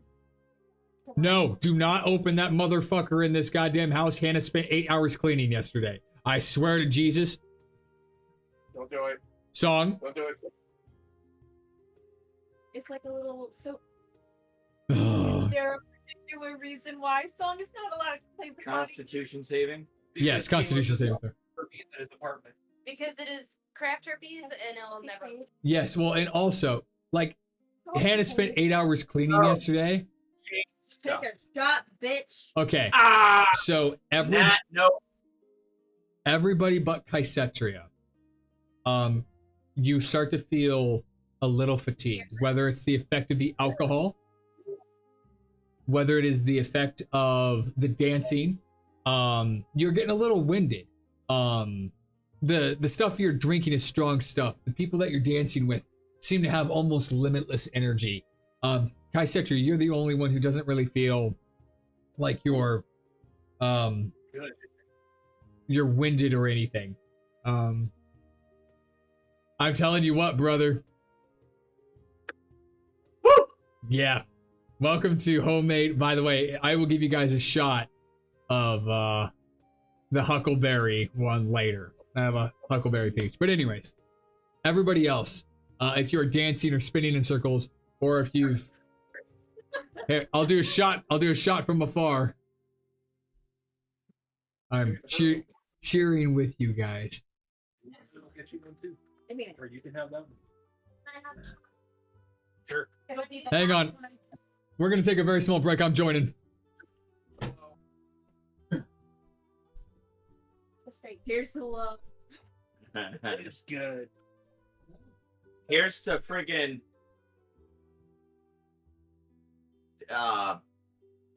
tentacle dick. Jar. Yeah, I told you about that. You're like, do we get to see titties? I was like, Tentacles and titties. That sounds like a good time for me. Yeah. Yeah, I heard that. I got Jared. Some titties. I got holes. Got my whole titty. It's life well lived. You're doing a double. Oh wow. Cheers. Cheers. Happy birthday to all of us that have birthdays. Yeah. Yes. Happy birthday. Slurp. play. Slurp. Slay. Slurp. Oh, that Huckleberry. God damn. Good, isn't it? By the way, the stream is still going. Hi, stream. Hello. Again. You have a jar to take. I will 100% hold it up. Also, also most likely take it. Just depends if I can get it in my backpack. Oh, you probably went. You The gotta little one would be back. If I was in my car, it wouldn't be a big thing. Can't come in. Screaming at me? What do you want? You gotta make a business. Why do you want? Meow. Come on. Yep. Aggressive I high have five. a lot of jars. I have 6 big jars. Oh hell yeah. That's a lot. So good. Dangerously good. That's what you keep Yeah. So I made a 7. Wait. Oh, wait. Amelia made a 5. We essentially all took a drink for you, Auntie. There we go. Yeah, I did a nat note, but I still got with a 7. Because I got +2, +4. Yeah, but a nope is still a nope. Yeah. Auntie says someone drink for me too. Auntie, there is an entire room full of alcoholics. They got you covered. We haven't had a chance to actually take a shot. Can't drink. Joey, will you move that microphone between you and Shane farther back? No, like pull it back. Yeah, that direction. Yes. So that way it picks up both of you because you guys are both speaking past the mic. Wait. There we go. For those, Fatigue will apply to me. yes, the fatigue will apply to you. We're fatigued. Because you said I can't get drunk anymore. You cannot get Yeah. drunk. Yes. Everybody but Kaisetria, you have taken 1 point of fatigue. Fatigue is a mental stat. At 2 points of fatigue, you have 1 point of exhaustion. Gotcha. Damn. Now, granted, the better you do with your dancing or with your consumption of things, the lower the DC gets for attending the party. Because right now, you guys have no practice, you have no moves. The lower that DC gets, the more you do it. So this is the opposite of the harder that it gets. But the lower that it gets is the more that you guys practice it. Amelia, you find yourself just kind of observing Ashira is still spinning in a circle. What are you doing? Well, I kind of want to go out and dance now. Okay. You look around the room, and there's quite an eclectic group of people. You can either dance with one of your fellow party members, Lalith, Satek, Kasir if you wanted to, or you can dance with one of the party goers who happens to be there and available. There is everyone from Dragonborn to Tieflings to Elves to Dwarves to Halflings to this. You have no shortage of partners. Is there anybody in particular? You're gonna go break in the new girl. You look over your shoulder and you feel this very strong, firm grasp, and a dark elf girl spins you around and goes, "Ready for round 2?" Oh, and I just smile, and I'm just like, oh, hell yes, come on, let's go. Excellent. I've been wanting to try this in public. Whoa. And about the time that she says those words, you find yourself spun off into the dance floor. Amelia, you get to convince the DM that you know how to dance. What skill would you like to dance with? Dexterity. Perfect. Skill. Well, yeah, so, well, you can use your dexterity. So use something like acrobatics. You probably have a pretty high acrobatics. It's 18, yeah. Yeah. Acrobatics. Yeah, make an acrobatics check for me. Alright. Yeah, 15. 15 is a good score. You take this girl, you take your master by the hand, and she wheels you around the room like a dog. But no, you dance with her, and she is surprisingly elegant in her movements. Fierce and strong and supple like a fucking whip. But at the same time, like, you are very... The situation in which you have seen this girl is under her undulating movements. In this, there's a refinement and an elegance. And then you wonder to yourself, how does a working girl, quote unquote, end up in the dance floor of a manse? That's a good point, yeah. I mean, I doubt she would have, unless she was invited here, I doubt she could have She here. was fired? Or hired as an escort, possibly. Do you ask her this question? I asked for this. Like, how did you end up here? She leans close and like she puts her fingers in the back of your hair at the nape of your neck and like pulls you close in the middle of the dance and whispers in your ear, "I'm the Duke's daughter." What?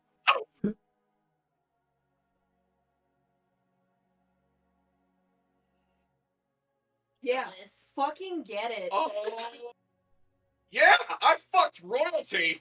Or rather, Quick question, basically. Leah is on dance. Does Ashira hear this?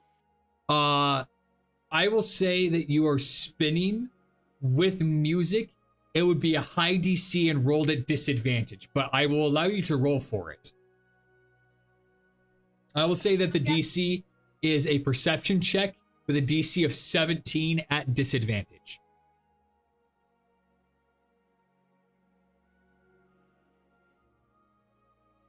Circles boy. Aw, sitting in the chair. 13 is the lower, 18. Huh! You do hear this. Just barely. Okay, so Ashira hearing this and remembering a comment that our Jin friend the tailor made, she's going to stop and turn and go, "Are you the one who likes fucking tentacles?" Oh. Record scratch. Fucking. Mic drop. Tricopolis. She's like Stop his continues to great dance and looks at you with the most salacious wink and says, "I generally don't kiss and tell, but you can find out later if you like." Oh, I don't have a tentacle. That's my friend Chrysetria. Chrysetria. Best wingman. Yeah. Yeah, she's the pretty one in the red. She's got a tentacle where a tentacle probably shouldn't be. But we were told that the Duke's daughter liked tentacles, and that's why she had to wear a pretty metal belt thingy. Roll for lewd. She rolled a 2. That's as close to a nope as you can get. Yeah. What do you You see the remnants of Ahego face start creeping up on this dark elf. And Amelia, her grip at the back of your neck kind of tightens, and you hear a squeak. Squeak, huh? Well, The same kind of squeaks you were giving off about 2 nights ago. oh wow, it's coming down out there. Yep, I can hear it over my headphones. Hi, Snuggles boy. That's crazy. But yes, Michael, you continue to dance. Please make a Constitution saving throw with a DC of 14, please. Constitution saving. Yep. Also, Shane, Joey, these fucking meat skewers, aces. Very good. You nailed it. Thank you. Amelia, you were fine. You, invigorated by finding the fiery midnight ride that you took the other night, has reinvigorated your loins, and you have danced successfully on the dance floor. Chrysetria, the gentleman that you are with, bows out gracefully and thanks you for the excellent dance. And you look over and you see Satek just kind of standing there, just kind of watching you. You get the distinct feeling that maybe he's hoping that the light catches the back of your dress and he sees that dangle. But you notice Satek just kind of observing you, and That angle on that dangle. it makes you a little uncomfortable because you're kind of on sashimi so raw it still wiggles. You're damn right. But it makes you uncomfortable because you've had some reservations about Satek over the last couple of days, and you know that he's keeping secrets, and now it's like he's keeping tabs on you.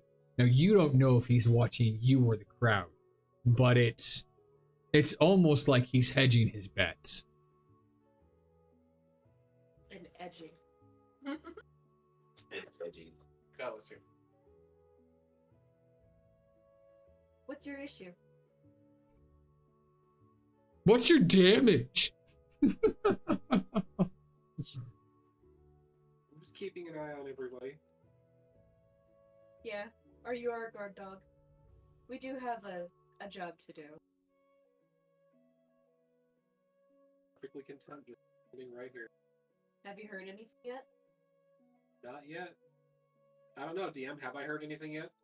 Make another perception check.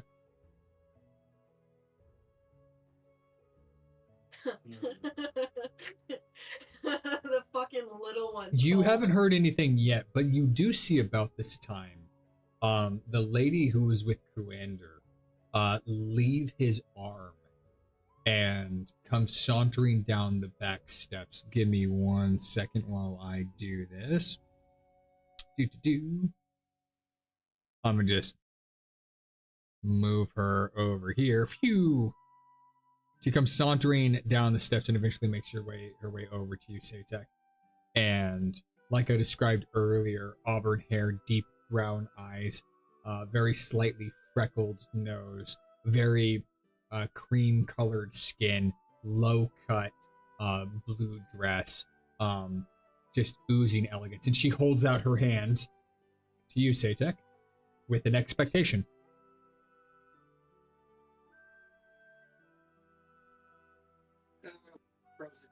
Turn.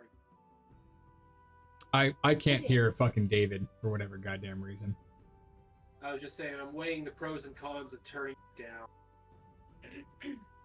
Go dance. You might miss something on it. Satek, make a history check for me. With advantage, because noble.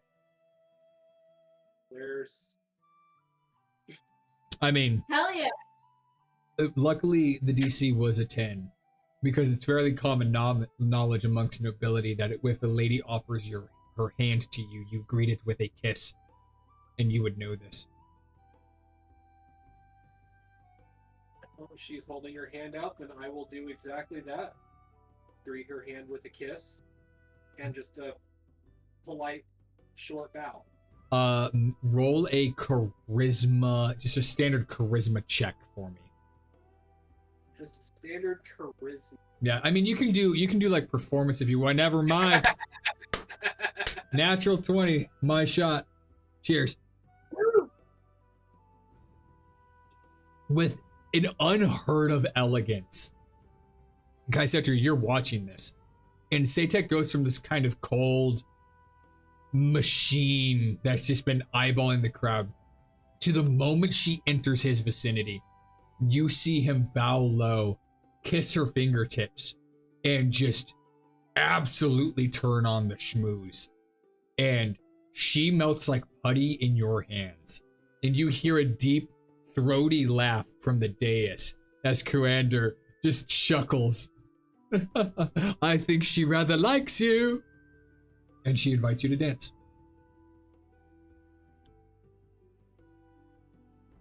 Yeah, okay, fuck it.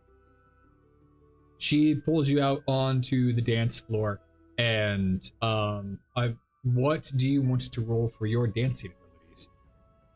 Acrobatics. Hell yeah.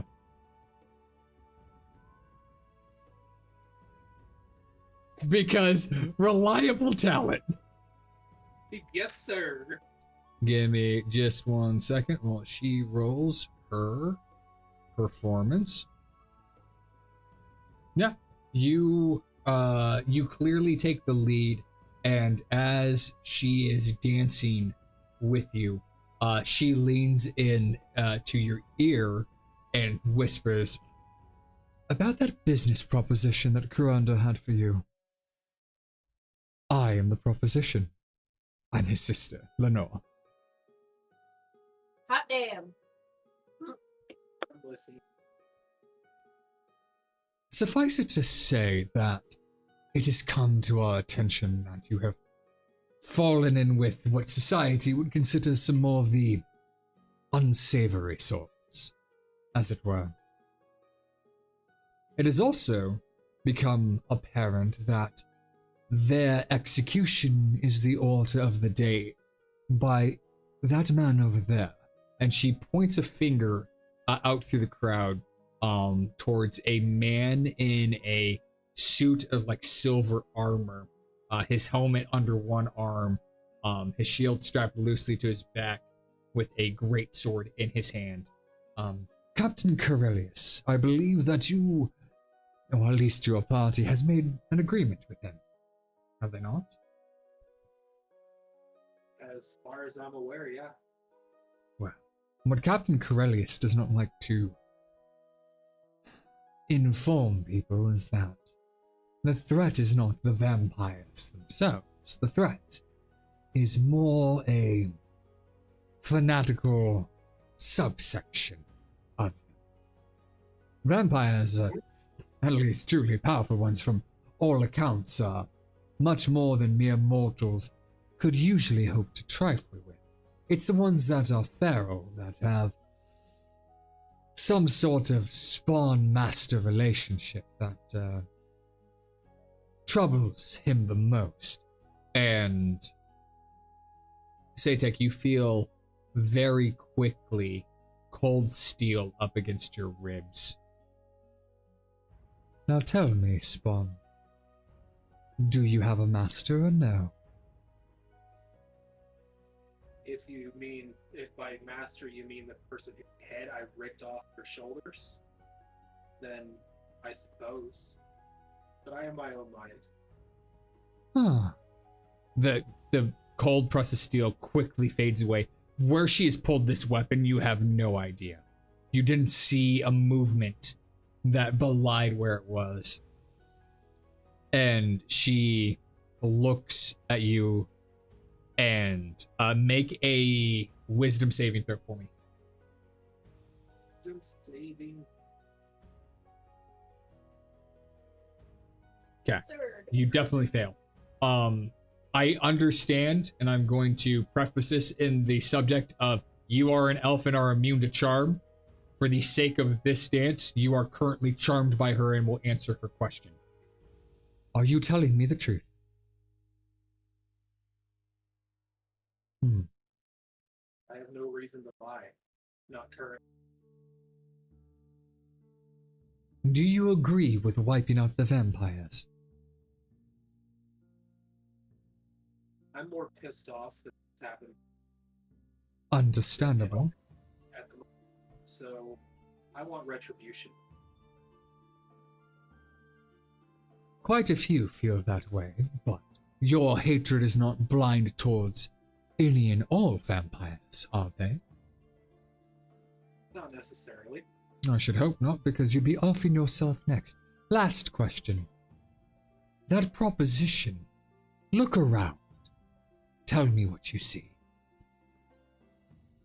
Make a perception check for me.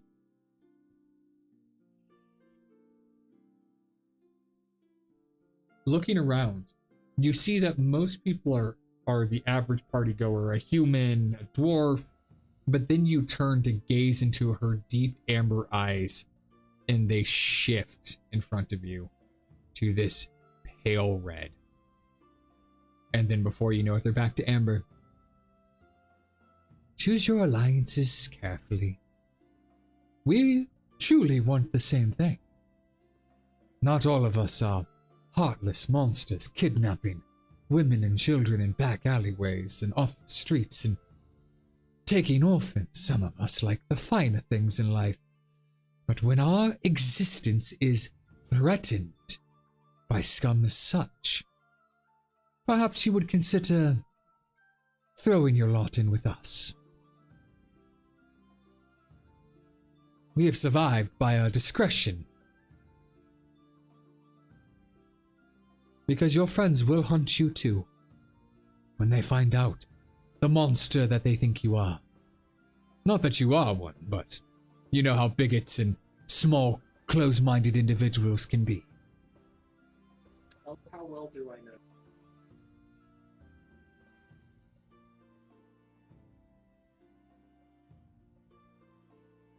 Merely acting on my own. And I mean no offense. My current objective, wiping out vampires, it aligns with what I want. However, I'm not noticing any intent here part. And I'm keenly aware of malice intent, given the nature of my job, my line of, which is why there hasn't been a fight started.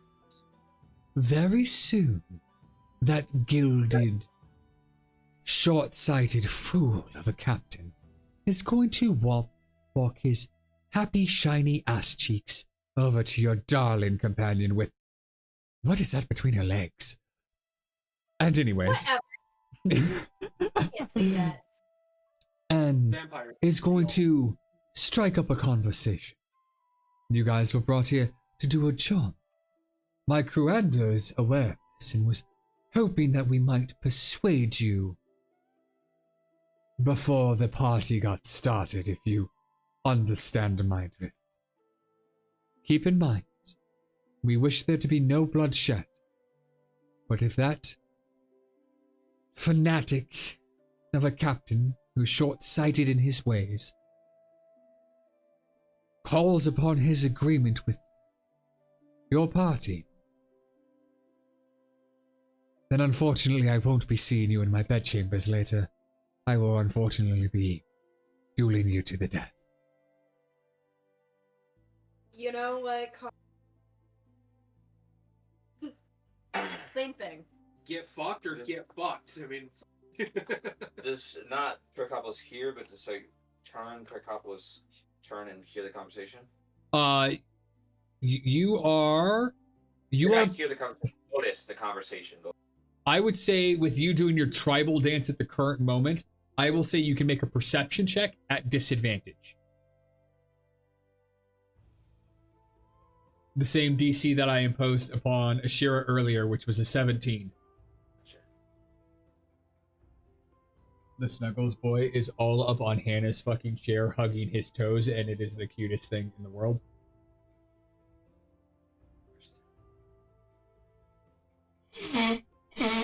Ah, freaking allergies, man. Yeah, you don't see fucking shit. You are so invested with your little tribe. Like you have led them in the chant of your people. You have formed a I'm doing the warrior chant of my people. You have formed a blood bond as brothers with a small pudgy dwarf named Styx. Like, you don't know why he's called Styx because he's built more like a log, but you get the idea. But no, you do not hear this. In fact, Kaisetria, in the middle of this conversation, Satek, as you're speaking with her, Captain Corellius comes up to you. Damn it. Do you feel as uncomfortable as I do? I'm out of my armor. He looks you up and down. Not if the tailor had anything to say about it. You are clearly... I can listen to the conversation. I will make you roll at disadvantage. Same DC 17 for perception check. With Layla being on this side and overseeing, does she any? Okay, darling, dearest, the love of my life, will you disconnect the Discord and then reconnect? All of you guys are now cutting out. I also think your microphone might need twisted towards your face, like the actual mic itself. I'm hearing about every other word. You're also doing the same. Oh, am I really? Yeah. Like every third word. Yeah. Chalk it up to being shit. Yeah, it's definitely Discord. We're gonna disconnect and reconnect real fast, guys.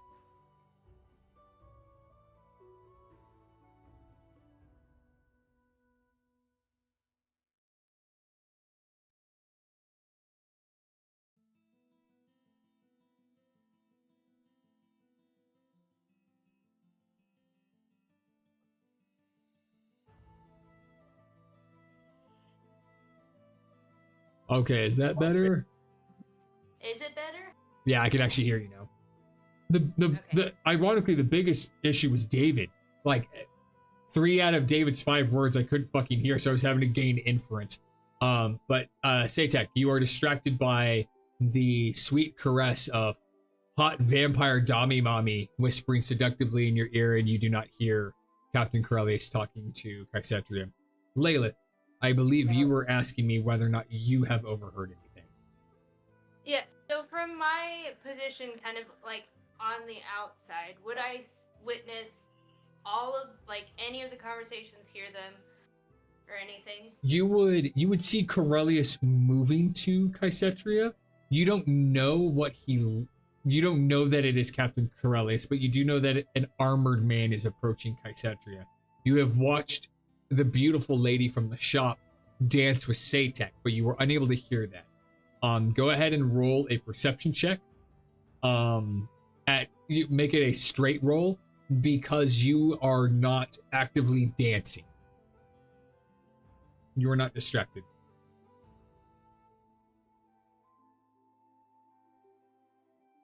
I didn't hear.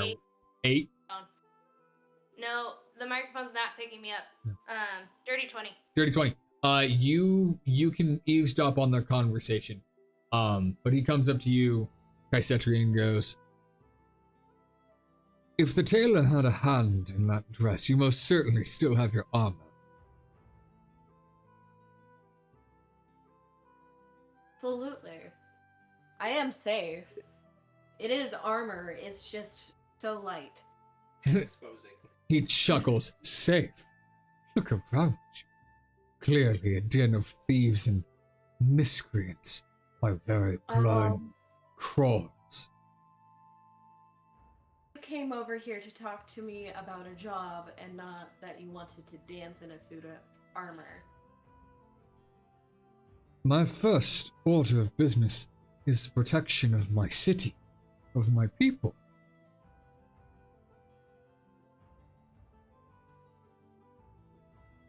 Of course. Have you heard anything? I have heard quite a few whispers.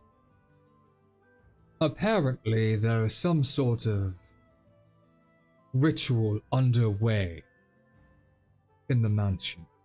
When it is supposed to happen and with whom, I do not know.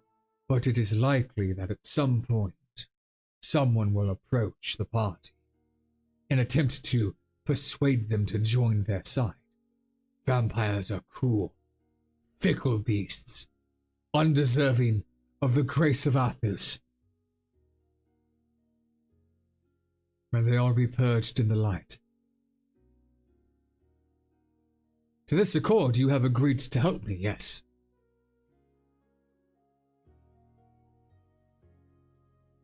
Gets our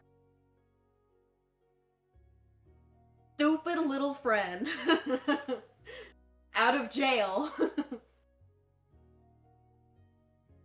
Well, that was, of course, her own fault. I don't mean to feel like you've been coerced. It's more that I can help you, you help me. The city is safer, we both are happy. Something troubles me amongst the guests, though. You see, and he gestures with a hand. Some of them are dancing. Some of them are partaking of the food and the spirits. And some are just observing. Particularly that shady one, and he points over in the direction of Satek. I watched him observing you as you were dancing earlier. Mighty disconcerting. That just how he is. He's a little special, so I wouldn't. Mark my words. At some point, something nefarious will happen. Somebody will approach a member of the party, perhaps even you, and attempt to make you see the reason of their logic. But hold fast. May they all. So? I wouldn't be surprised if it happened already. Keep your eyes peeled, sister. Walk always in the light, or we will drag them to it. Should have let me put fucking healing nukes in the ballroom. And with that, he gives you a curt nod and walks back over in the direction of the table and kind of just posts himself up there. Well, that wasn't fucking suspicious to any of the guests ever. Oh. For all they know, he could have been asking you to dance and you turned him down. Were In that case, I'm gonna shake my head and like wave him off. Make a performance check. I believe your takoyaki makes you roll charisma checks at disadvantage. My wiener! Because it makes social interactions awkward. She Yeah. succeeds. Can she do the dramatic throwing of like champagne on him? Sure, I guess. Did Layla hear anything from Satek in the woman's conversation? Make a separate roll for that one. That's 15. That was at disadvantage? 15? Yep. Yeah. You sell it enough. I mean, for any... Kassir thinks you're hamming it up a little bit, but...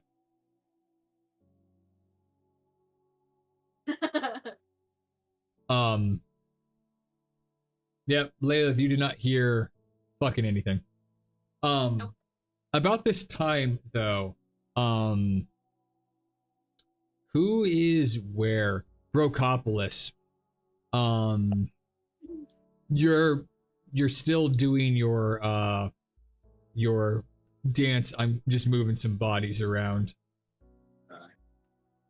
Hang on. I'm actually wondering, are you on top of somebody? You are. You are on top of somebody.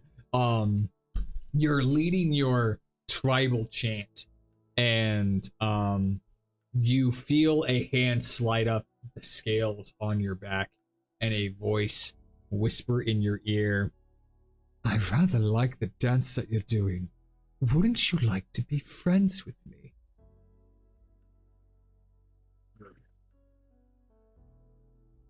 Ooh, wisdom saving. and you fail. You are now friends with this person. It is a small gnome who's been kind of on their tiptoes in order to reach up, and their voice seductively whispers in your ear. And you regard this person as a trusted friend. They are to be heeded and protected. You aren't under the vampire's control, but you take its requests or actions in the most favorable way that you possibly can, and you are a willing target for the vampire's bite attack. You got scales. Doesn't matter. Scales is not a deterrent. In fact, it's the opposite. Give me just 1 second. For ease of access,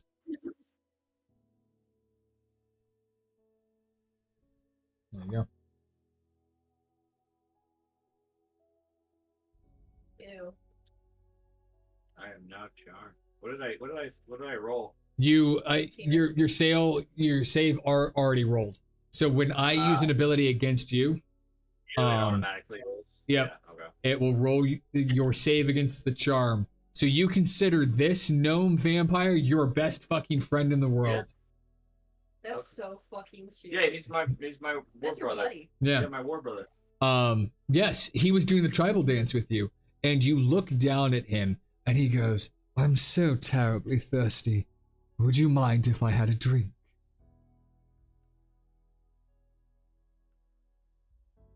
Yes, brother. Can I try and see if I can overhear this? Drink from me.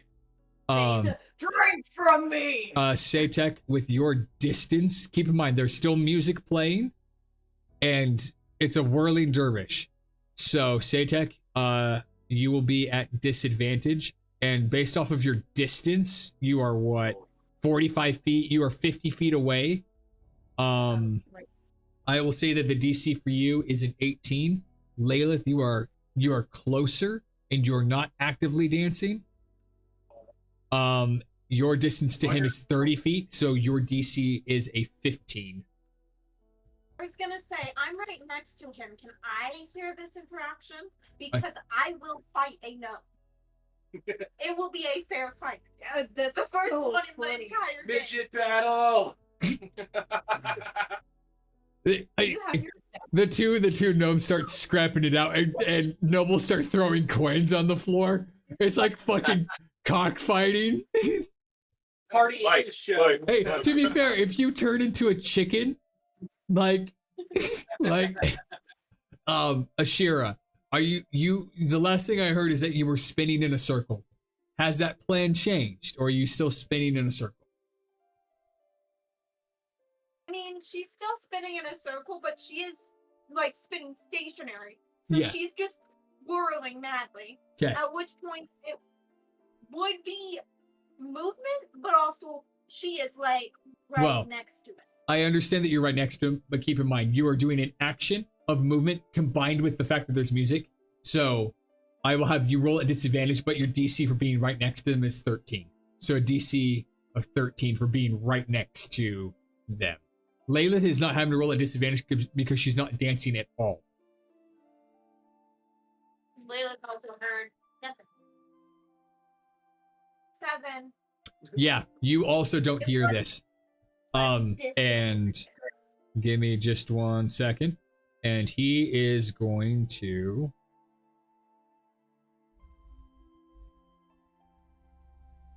use first off his bite, and then I actually have to roll the bite itself.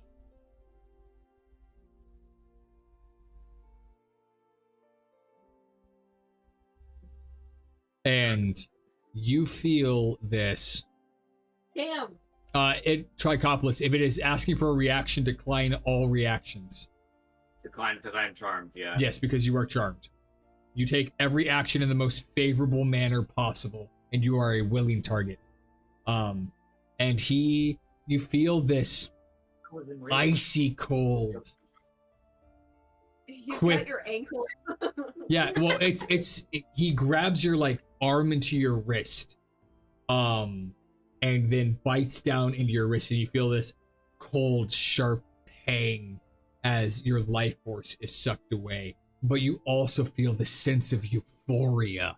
It's better than sex. It's better than booze. It's a male gnome giving you the business. But there's this almost sense of trust. I need everybody to Satek, you already did. Layla, I need Amelia and I need Kaisetria to roll a perception check at disadvantage for me, please. Amelia, your DC is 15. Vampire, notice me. It's a perception. Yes. And Amelia, roll it one more time because it's disadvantage. So you'll take the lower of the two scores. Yeah. Oh, So- god damn it. That's what disadvantage does. 16. Yeah. You are able to let's see, your DC was the same as Layla's because you're 30 feet away. Yeah. You just see the finish of this as an orgasmic squeak leaves the mouth of Rotospear. And you see the gnome release his arm and wipe his mouth on his sleeve. Decadent.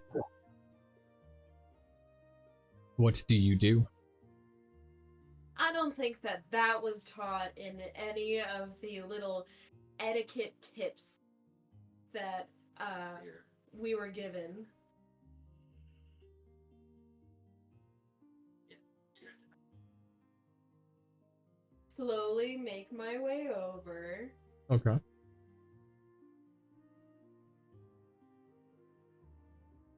Bloodletting was not part of sex ed? Yeah, it is. It's about one time a month, isn't it? Oh, god. Makes the grass grow.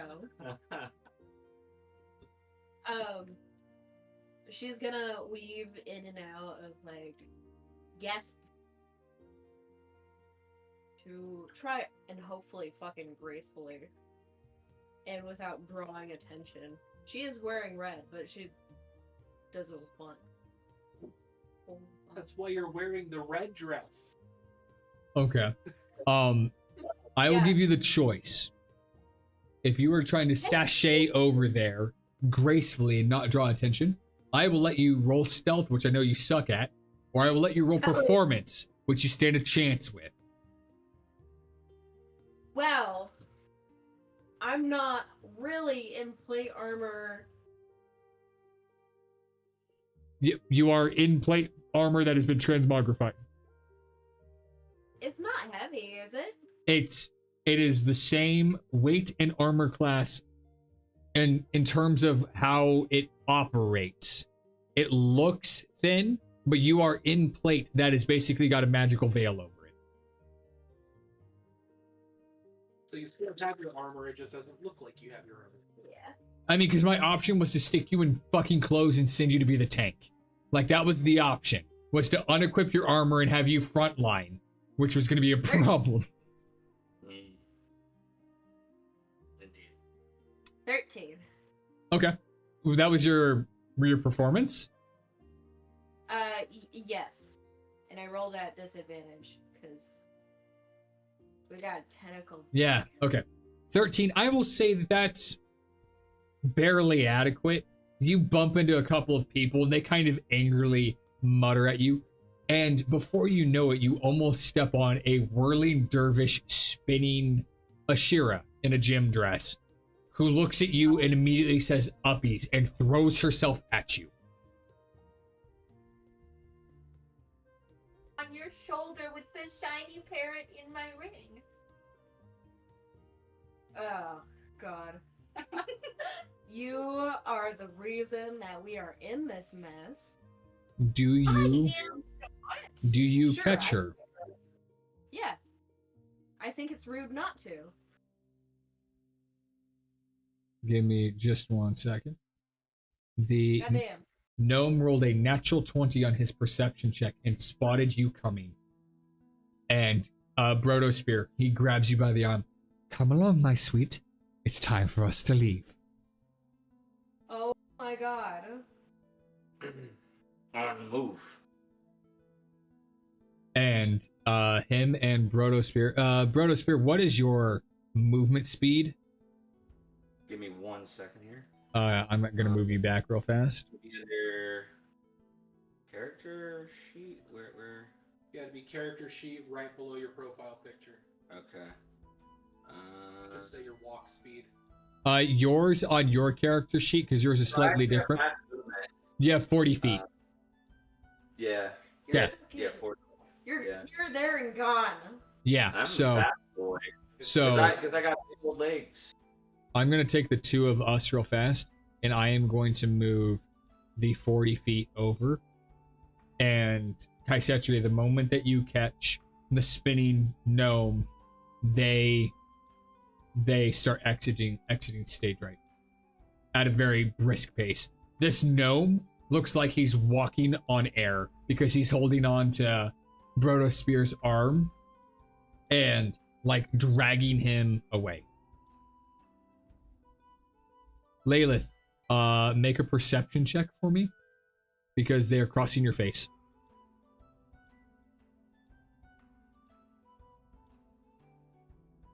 I can't fucking hear you guys half the goddamn time.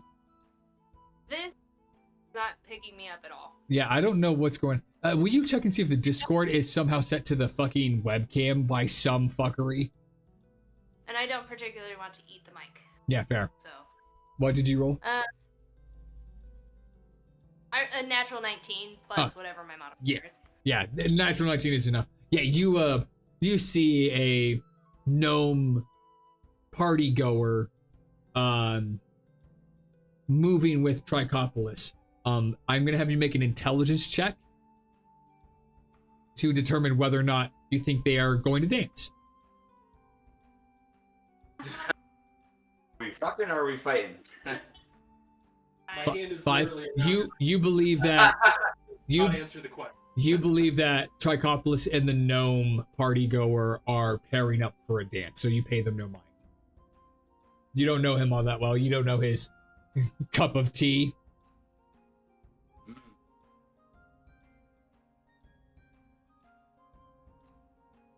Shrug and go, okay. And then I go back to watching the rest. bit of a height difference, but if it works for them. I'm getting fucking kidnapped here. Can somebody help me? A Chihuahua and a Great Dane, dude. Not kidnapping if you're complicit. What's funny is that in this instance, the Chihuahua's the top. But I got that little syndrome, you know. Ew. He got that dog in him. The furry convention is going very well. I will have Captain Corellius also roll a perception check. He rolls a natural 20. So he sees you leaving. However, he must roll the exact same intelligence check to determine whether or not you're dancing. He rolls a natural 17. Wait a minute. Cassetri, is he with you? And he points right at Brodosphere. Yeah, you met him in the tavern, dude. I wasn't in the tavern. Oh, that's right. You talked to him at the police station or whatever it is. Well, like, there was he fucking dragged a vampire in the tavern, and then guards came to check it out, and I think that's where we got this mission from Corellius. Yes. Yeah. Yeah, he's with us. He hears he drug a vampire into the tavern, and he pulls his great sword and goes, "Well, a vampire's taking him now!" And he charges 30 feet forward, because that's his fucking movement speed. Amelia, do not move. It's not your fucking turn. Get your ass cheeks back in the fucking middle of the party. You are not allowed to just get your way closer to the middle of a fucking fight. And Corellius and the vampire are going to give me 1 second. I'm making sure that I have everybody that I need to.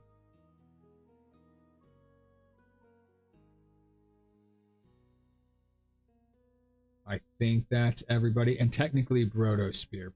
Brodosphere, you are considered, as of this moment, an ally to the gnome vampire. And that includes... I'm just going to auto-roll the initiative. As people see what is going on, they will be able to determine whether or not they are going to be able to help.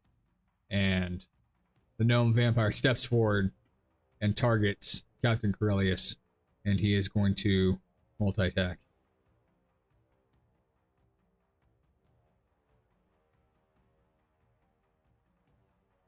Oof. And he's going to attack with an unarmed strike for his first one, and he is also going to make another bite attack.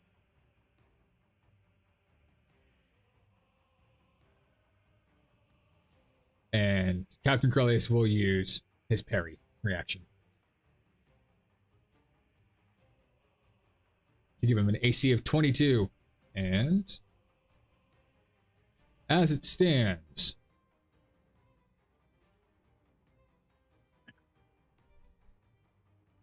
I need everybody to roll a straight D20 for me. 9. Say attack with a natural, no. Take a shot. After 8 o'clock. What do you get, 20? Oh, nope, it is. 11. Joey can take this shot. Yeah, I got to ride home. I'm not driving home, so it's after 8 o'clock. I cannot partake any more booze as much as I would love to. Amelia, what was your roll? I haven't rolled it yet. I don't have a 20 die. You can 7. roll it right on your character sheet.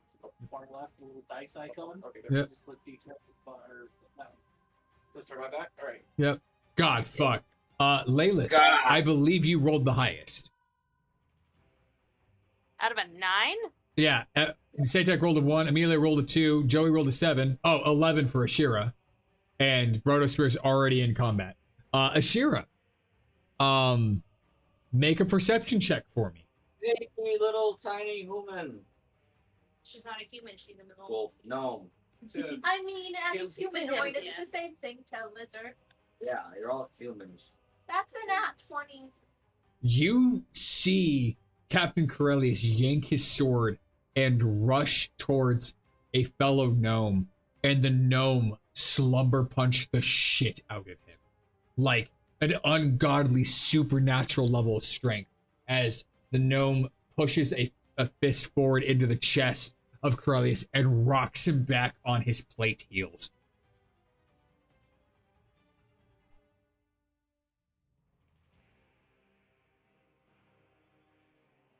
Do you choose to do anything with this newfound knowledge?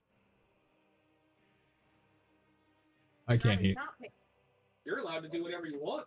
Well, I'm more meant as, is this me entering into combat initiative, or... This is you deciding whether or not you want to enter into combat initiative. You can choose to say, not my problem, I don't know the lizard. Because right as it stands right now, just to paint the picture for the party, Satek has been pseudo-recruited by an entity. Kaisetri has been recruited, quote-unquote, by Captain Corellius. No one else has got a dog in this fight. No one else... I mean, you kind of have a dog in this fight because it might keep you out of jail, but Captain Corellius can't throw you in jail if he's dead. So... Was taking your pet. I was going Yeah. to say, more important than that is the opportunity for chaos, and the fact that this other gnome is causing chaos when I should be causing chaos. I can't let them stand me up. You should bite him. Well, I'm too far away to bite, but I'm thinking, did I come with my staff and weaponry? Everybody You have has their main gear, as it were. So, like, Okay, I'm presuming so. yes. So I'm gonna use my staff of swarming insects. Okay. So, just so we are clear, just because I want to make sure everybody is clear, because I am fully in favor of this, because chaos. You are in a party ballroom full of innocent people, and you want to summon the plague. You say innocent, I say nobility, and she's not the biggest fan of nobility. Yes, we established that in the last campaign when you fucking shafted a dude over a fucking leg. Hey, that is the gemstone asked me not to return it, so how could I put it back? Yeah. When it said don't. So you should be able to use. In fact, actually, let me make sure real fast that it is. Yeah, because it should automatically. It should automatically cast Staff of Swarming Insects. If it doesn't, just cast Swarming Insect because you have it in your spell book.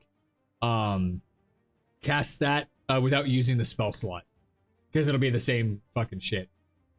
Also, you might want to sort your spell list. If you look at that search bar on the top right, if you keep scrolling over, go past can cast to the next one over that looks like a little, I'm going to call it a funnel, and change or click prepared under spell preparation mode, because that will show you all the spells you actually have prepared. Because druids, clerics, and paladins get the full fucking list in their inventory, and it's really annoying that it doesn't default to the spells you have fucking prepared. Did you prepare this for?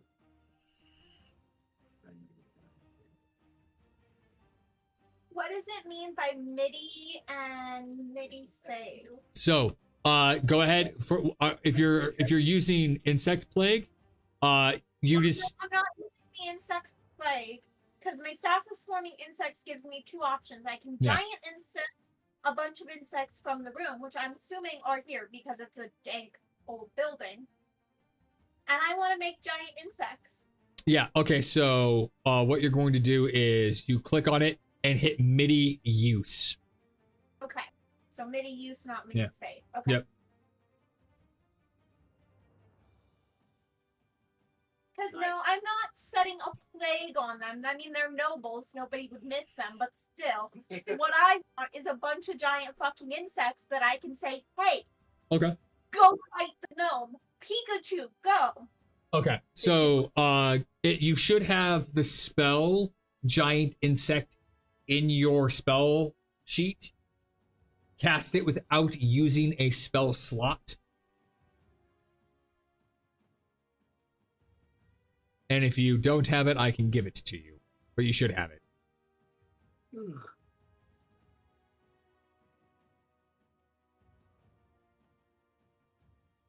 Actually, here we go. Your spell is prepared. There you go. Giant insect.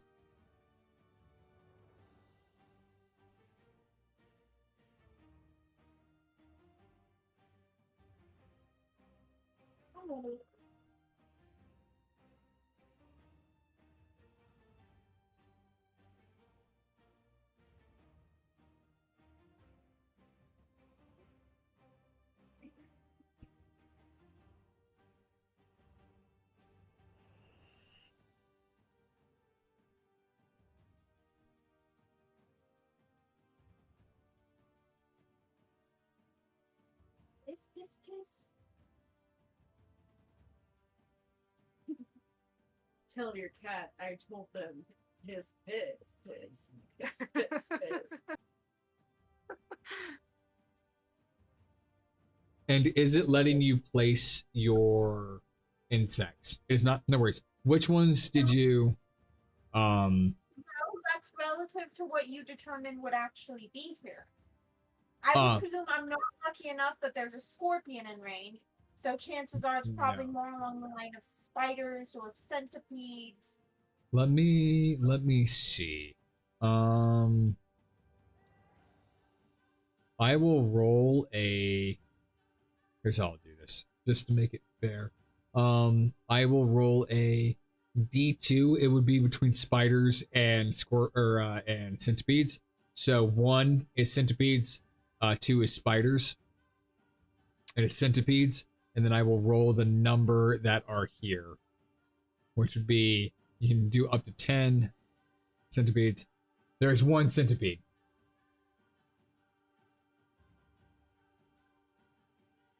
Yep, let me snag a centipede real fast.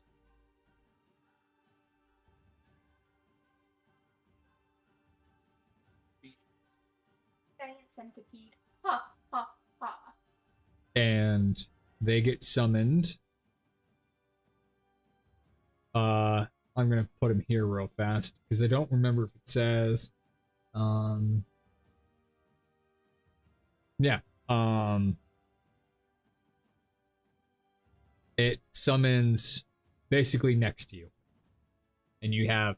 There is a giant centipede, about 3 feet long, legs chittering all over the ground, and a couple of the people, particularly the guy next to you, gasps and takes off running.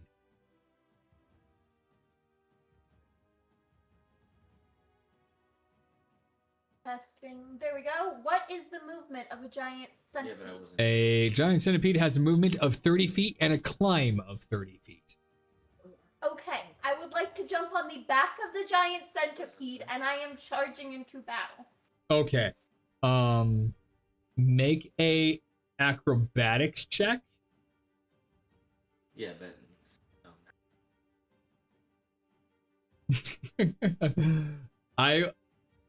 Ooh. Can I rage now that we're officially in combat? Or No, am I still you charmed? are charmed. I'm gonna say that a 10 does not cut it because it doesn't beat the AC of your giant centipede. So you try to grab onto this giant centipede, but it's very wiggly, and you are unable to get a firm grip on it, and you just fall off. I will say that your jump on top action has cost you 5 feet of movement trying to get on him, so you are left with minus 5 feet of your movement. However, I am going to continue with the rest of the party goers. And they are going to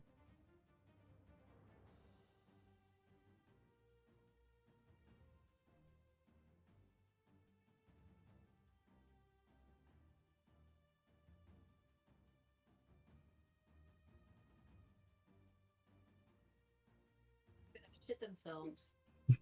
He just died. Yeah. You say tech. You whirl around and see one of the guests fly like a bat out of hell and grab a party goer by like the neck and wrench it sideways and drain them dry, and they just kind of explode into a pile of viscera. Ew.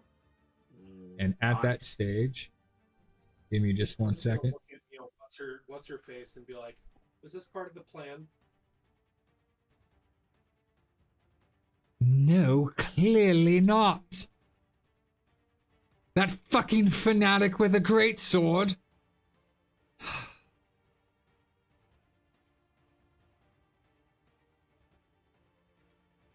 Hang on, I'm making sure that I've got everybody that I need to.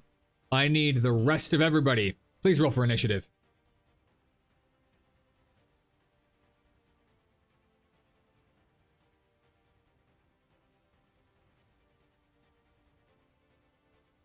Damn it.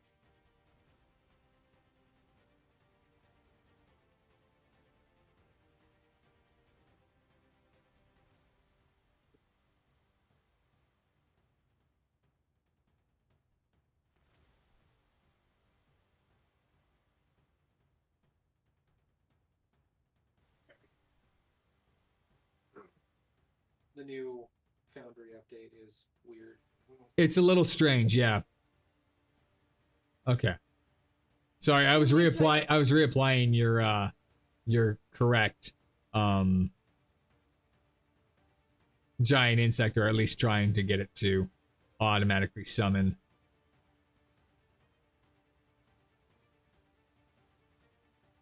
Yeah, man.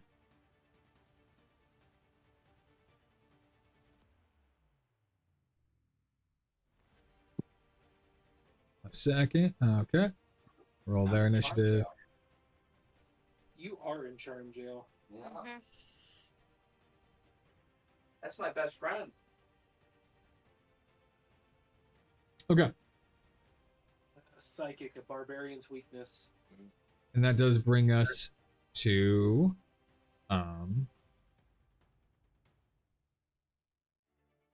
this party goer is going to finish his turn. Satek, that brings us to you. Okay, well.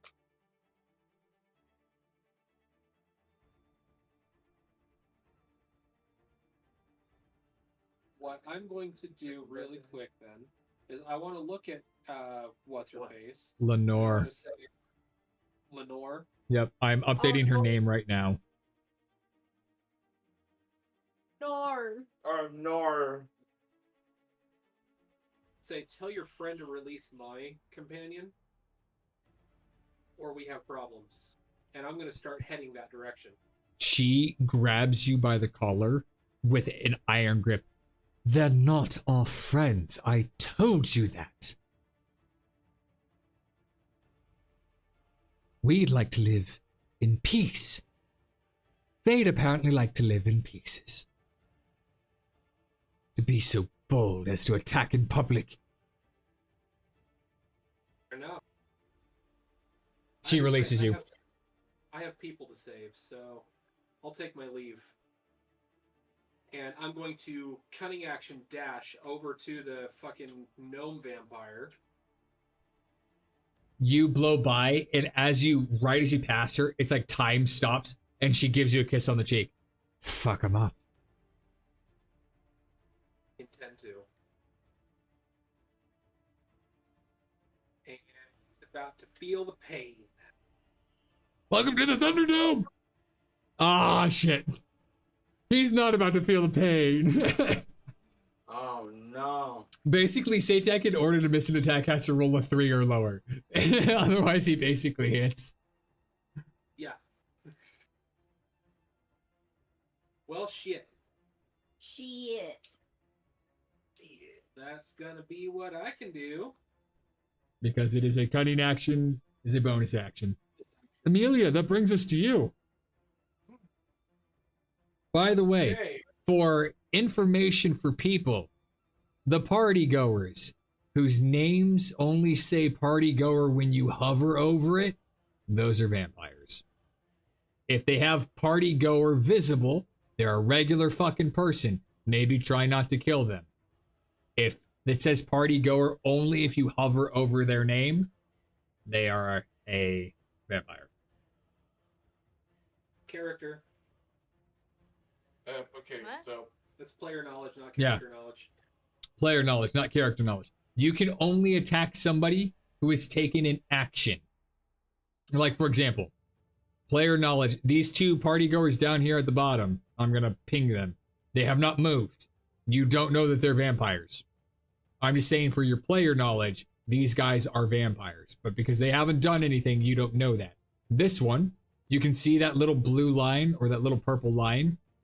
Or you might not be able to, but anyways, this guy has moved. He killed somebody. You can hit him. The one that is currently engaged with Satek, you can hit him. If they have not attacked, don't hit them. okay. I'm gonna try and go for the guy over here, but the one you just showed me, the one at the table that killed someone. Yeah, go ahead. All right, just because there's some more people over here, and might as well try and keep them safe. All right. Okay. I'm locked on.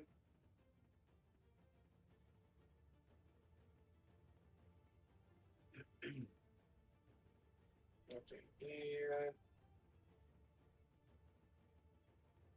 No hit. woohoo! Final journey. And I get one more attack, right? Yep. And boom. See if it does anything to this mofo. That'll hit. Is he dead or just badly injured? He's not remotely close. Michael, on a scale of 1 to 150, a vampire's closer to the 150. Oh, motherfucker. Well, at least I did something to him. This Goddamn, he's so little though. Okay, well, I've done my 2 turns, so I'm just gonna end it.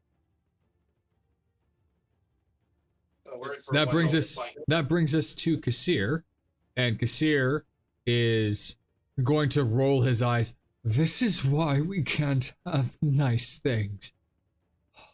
We don't even know the lizard.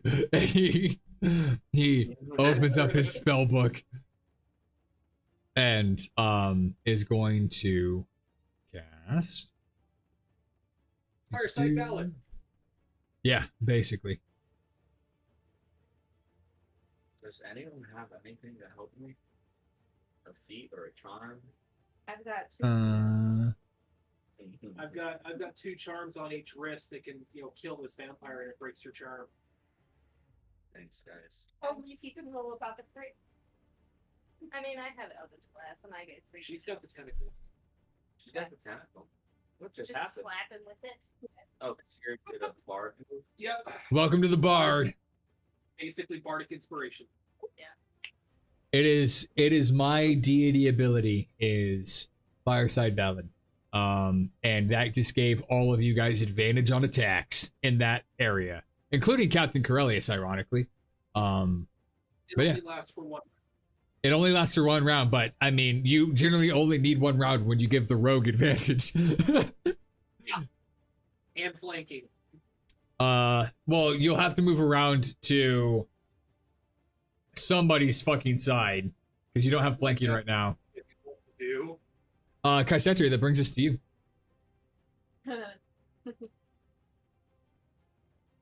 Wait, that's my bitch.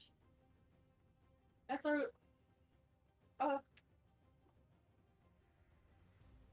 Kassir hears well- Kaisetri go, wait, that's my bitch. And he goes, we don't even know him.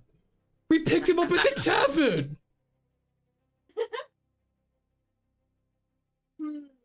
Well, like, how does hitting with a healing spell on that motherfucker work?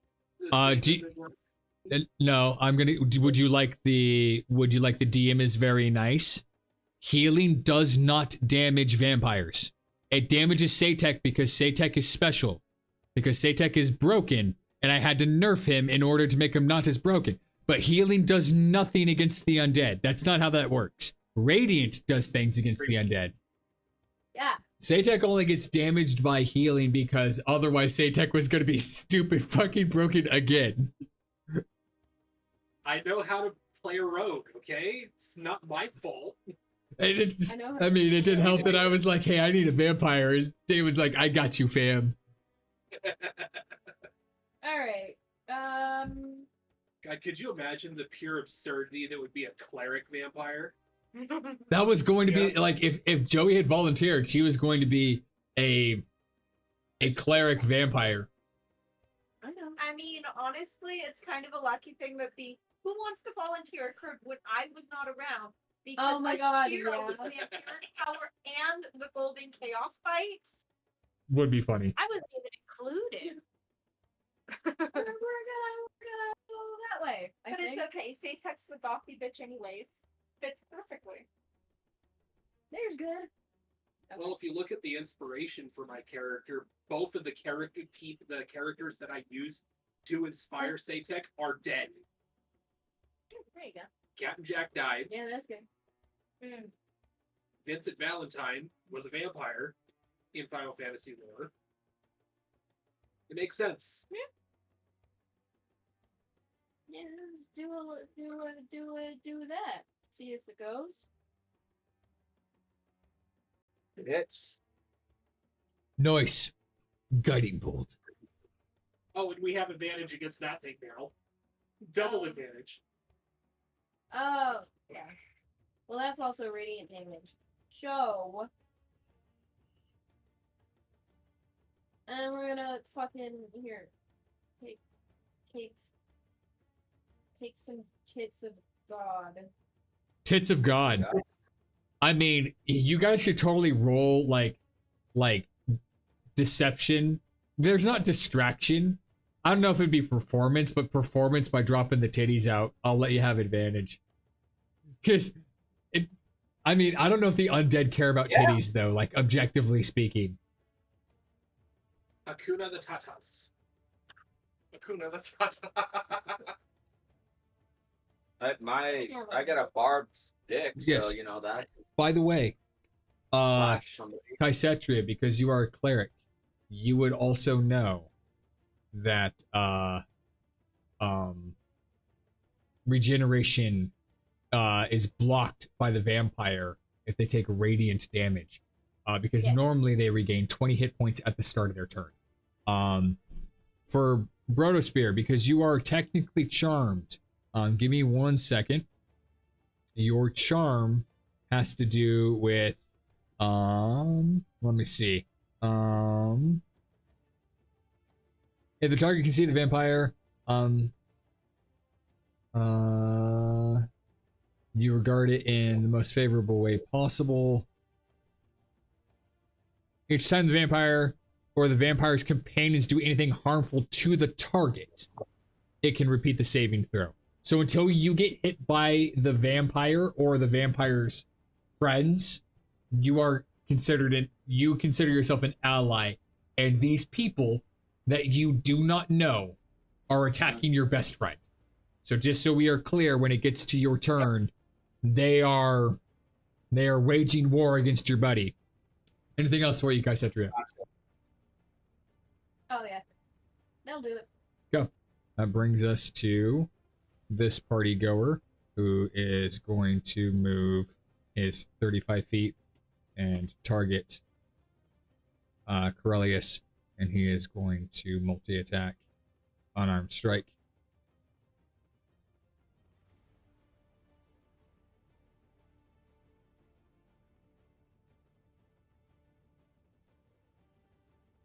Boy, they rolled low on their fucking damage, and then they are going to bite. Natural 1 on his fucking roll. And he misses. Himself. And he misses. However, he is going to attempt to legendary action charm Captain Corellius, Come on, dude. who Make rolls. it. He beats it by 1. He fucking beats it by 1. And that is the end of that turn. Lilith. So, anyways, I started blasting. Pretty much.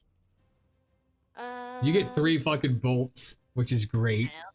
By the way, if you want 3 separate targets, you just target 3 separate individuals beforehand by holding Shift T. Yeah. But there's a lot of people in the way, so we're gonna hit the one that everybody else is hitting.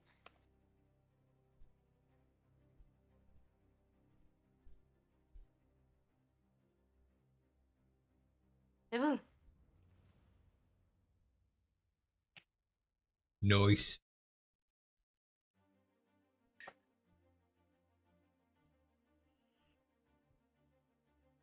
Your first attack had advantage because of the guiding bolt. Your second attack was a straight roll. And your third attack does miss. That's fine. It was just 6 of damage. It's fine. Yeah. I mean, you still hit him for 20 between the 2 attacks. So that's a pretty damn good fucking turn. Do you want to do anything else? No. Bonus action hex. Oh. Trichopolis.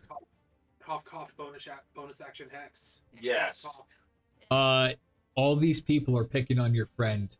You are the bully on the playground, and this is the nerdy kid with fucking like full on face metal, like the denture things, the head frame from the 70s or some shit, and Coke bottle glasses, and you're his buddy, and they're fucking him up. Yeah. I would like you to rage. Yes. Of course. And I don't care who you attack, but you cannot attack the vampire. Understood. Usability.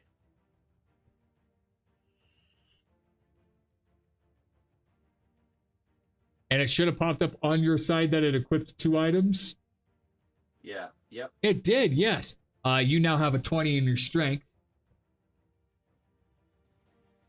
If you roll a 3 or lower, though, you take 30 points of damage. Damage. Yep. Yep. Fuck. Well, it's his curse. Like, his entire thing is being good at combat.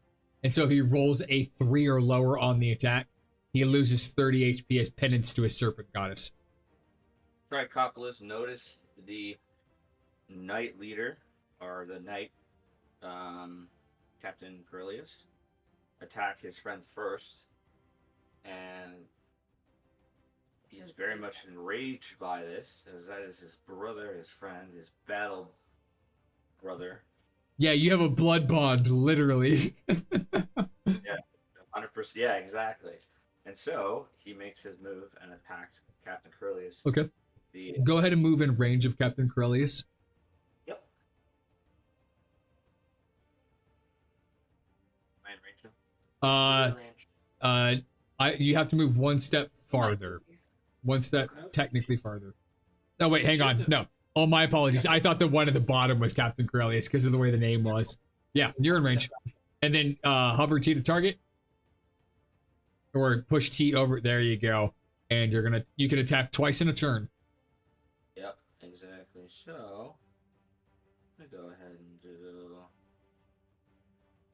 check real quick.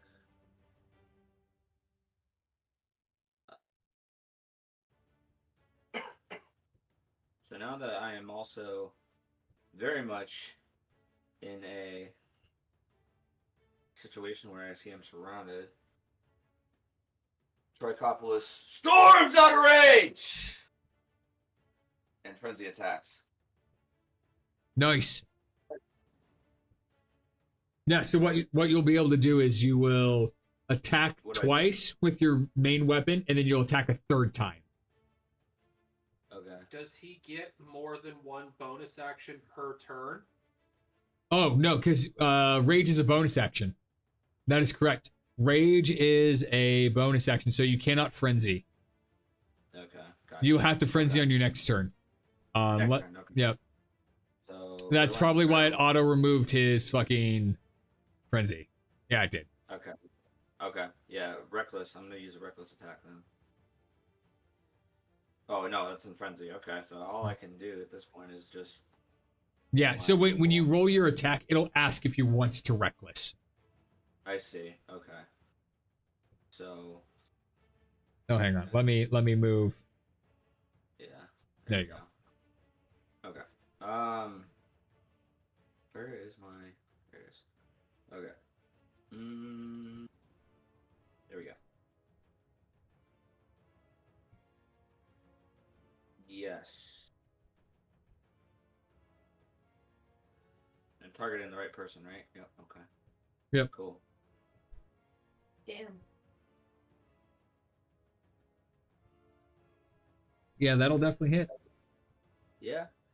And then you get to attack him a second time because you get 2 main hand attacks in a turn.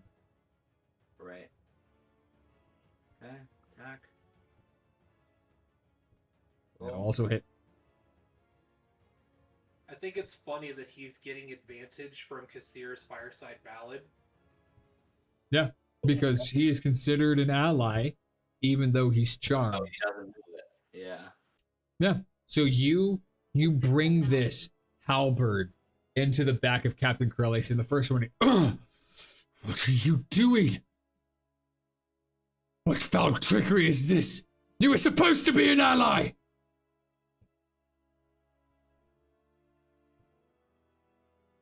Hear me raw with rage. Awesome. Go ahead and end your turn whenever you are ready. That brings us to another party goer. And he is going to leap off of the chair and head to Ashira. He is going to multi-attack. He's going to start with his bite. He rolled a fucking 2. Holy shit, I did. Which is great because that was 20 points of damage. And he is going to then unarmed strike. And he does successfully punch you, Ashira. But you roll a perfectly fine concentration roll to keep your centipede. That is going to be the end of your turn. Ashira, Yeah. that brings us to you. That's when they're within 25% of their max. I'm shit. Alrighty. First of all, he just tried to bite me. I am not very happy about that, so Bite that I'm bitch going back. to attempt to bite him. Please roll the nope. Please.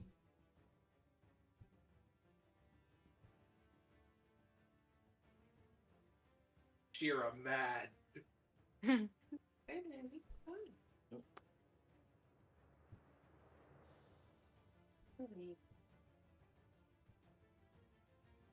Really bad. Oh, you're so cute. You're so cute.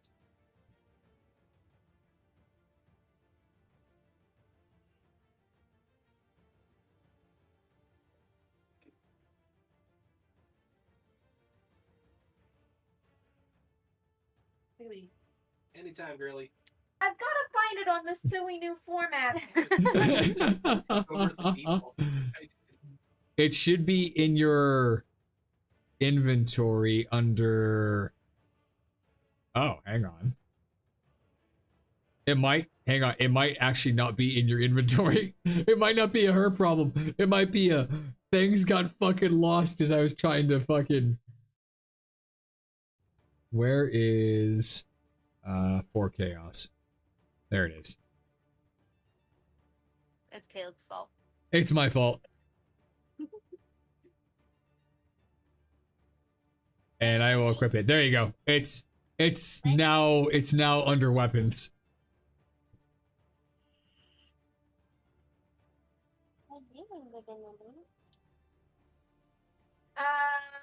Midi attack?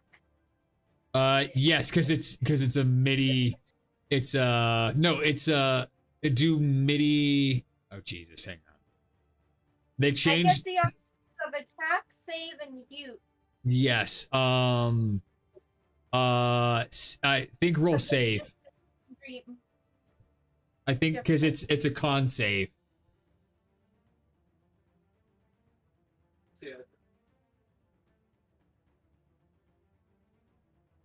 They do pass. Not by much, but they do pass. You do bite them. The description, by the way, someone might meet God soon. If you fail this, I'm gonna shit myself laughing. Yeah. Yeah.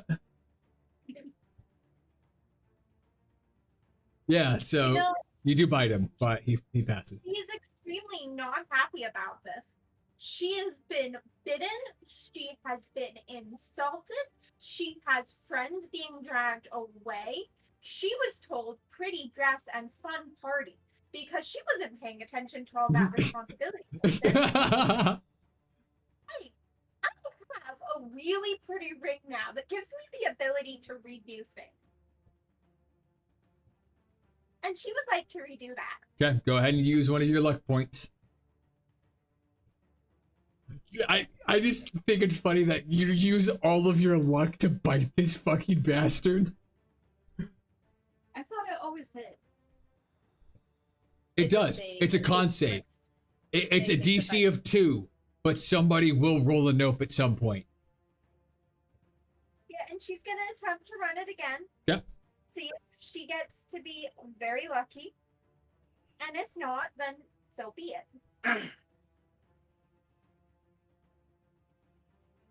7. Fire. Useless. Well, what's funny is they have a +4. So the first roll was a 2 and the second roll was a 3.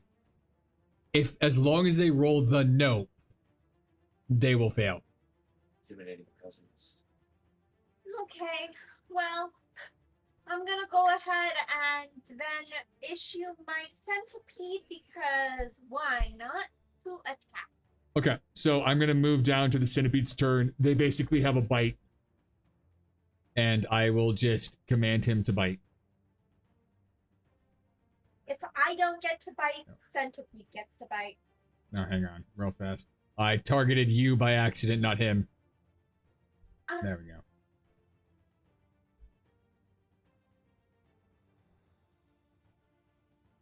And he Not hit.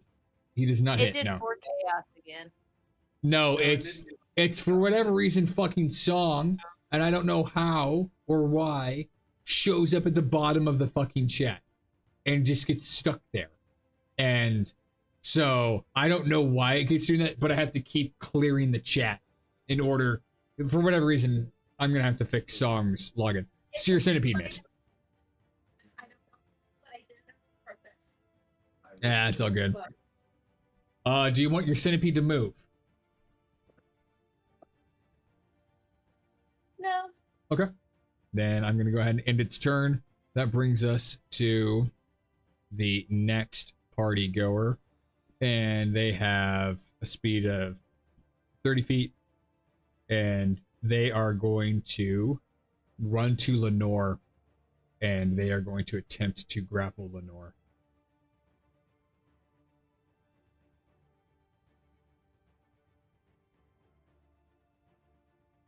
Lenore.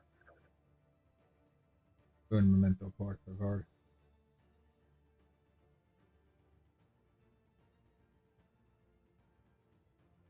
They will make a contested strength check. So athletics. He rolled a 7. Lenore will roll a strength save.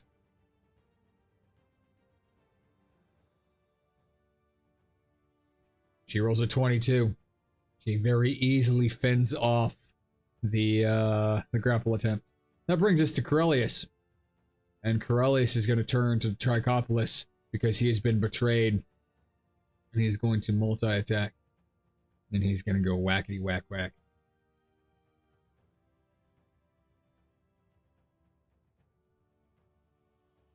You can use your reactions, Shane. I can't, yeah. No, you can because you are not an ally of Corellius at the current moment. Yep, exactly. So fuck you, asshole. Does it hit? It You're gonna does. fucking kill him, dude. Wait, how do I know if it's a crit, by the way? You'll know. You'll know. Okay, he does hit you for 12, and then he is able to, he is going to attack with his great sword again because he gets multi-attack. He gets to attack 3 times. He misses his second one.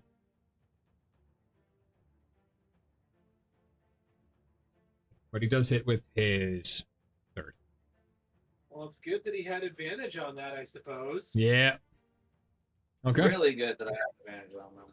And he is going to end his turn. That brings us to the top of the round, which is back to the gnome vampire, who somehow outrolled a Satek. And he is going to legendary action. Use, where are you? Where are you? He is going to move, which does not provoke an attack of opportunity. And he is going to move to Lilith. And he is going to multi-attack and attempt to bite you.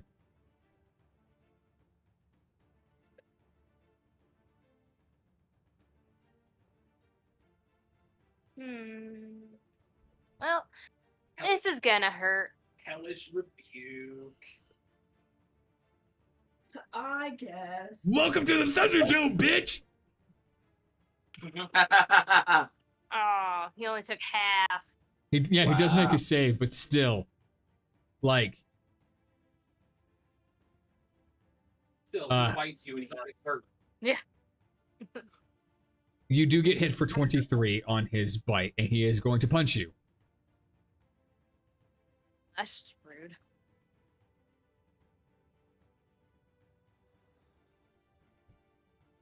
And Lilith, he grabs you, like he bites down on your wrist out of nowhere, and you light him on fire, and through the flames, he grabs the front of your dress, and his unarmed strike is he headbutts you right in the head. This tiny gnome has got hops. He's prime Michael fucking Jordan. And he also got a free handful of titty on the way up. He's living a pretty good life. He's bit 2 people, a handful of titty. It's pretty good for him. And that is going to be the end of his turn. Which will bring us to the vampire who just healed for 20. And he is also going to move to Lenore and attempt to grapple.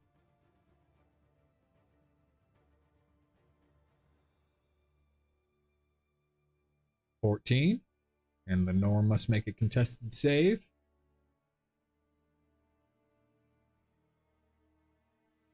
$16. And she succeeds. Satek. Your waifu is in trouble. Do you really want to keep defending the lizard you've known for all of about 2 minutes? Oh no, my first goal was going after that fucking gnome. I'm going after the fucking gnome. So I'm gonna do it. I'm moving up to here. Kick his ass. Trichopolis. Oh, you used a reaction. I was going to say, if you did not use a reaction, I would let you get an attack on Satek as he ran away, but you already used it. Yeah. Oh. And I am going to summon my shadow ally. Yeah. Kaboom. Guess what, bitch? Flanking damage. Get out of here. I don't want that.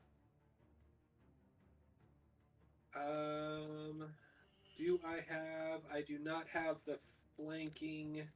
It might not auto show up. It might, the convenient effect might not auto show up, but it should give it to you anyways. Roll it at advantage, yes. Sneak attack. A pile of ice. And then I have to double that. So you hit him for 30. Yeah. Minus. Oh, hang on. I clicked the wrong fucking person. Minus another 30.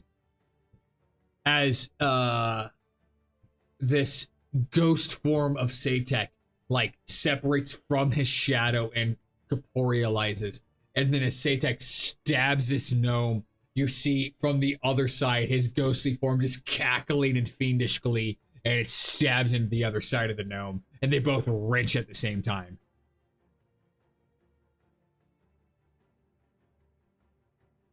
My turn right there. Amelia, that brings us to you. Okay, well, I've noticing that Lenore is kind of getting fighting off 2 vampires, so I'm gonna give her a hand. Okay.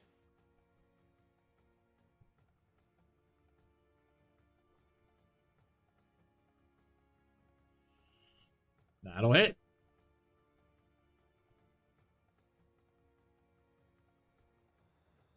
And I'll hit the other guy too. Okay. That'll also hit. Oh, nice! So far, so good for me Yeah, tonight. Lenore has 2 ethereal ice arrows go whistling by her ears as you hit both of these vampires, and a small, like, icicle explosion ruptures from where your arrows dissipate into mist. Alright, and that's my 2 turns, so I'm gonna end. Sounds good. And that brings us to Kassir. And Kassir is going to what's his movement speed? His movement speed is 30 feet.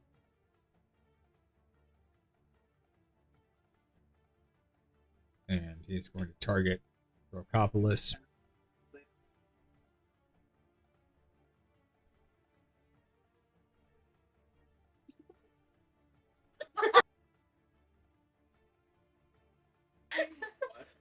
I'm so glad. All the way. It's just Joey being an asshole. It's all right. And Charm. Trichopolis, you see Kassir run up and go, I can't believe we're saving the 2 weeks from a handbag. and he casts hang on. I need to right click you, and roll for here.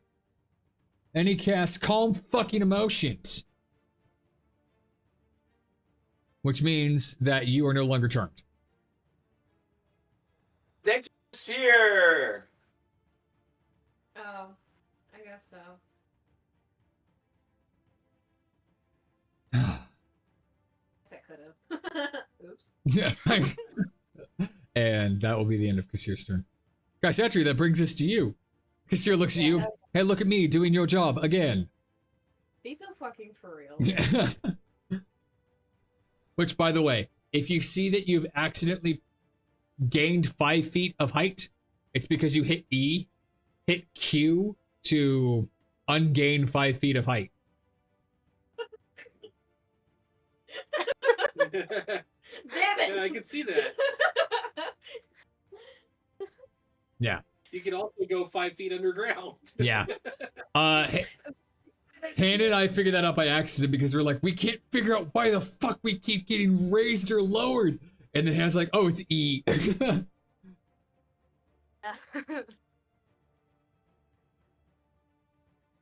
Sacred Flame. He rolls a 2. I mean, it ended up being an 11, but he fails. Yeah. You hit him for 18? Hell yeah. Oh.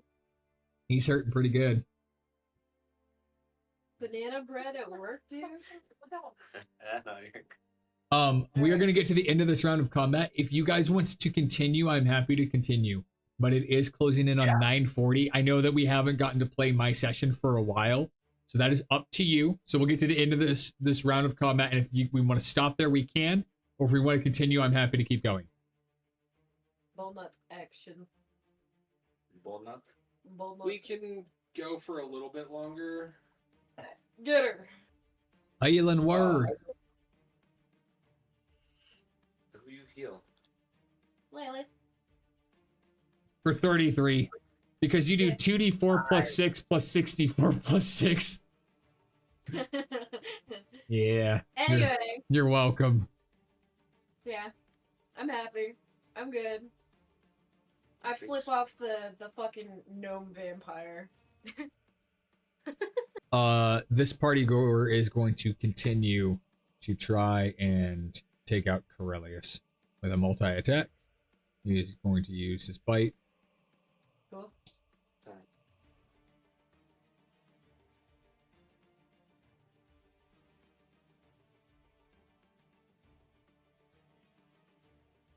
And he does hit. And he is going to unarmed strike.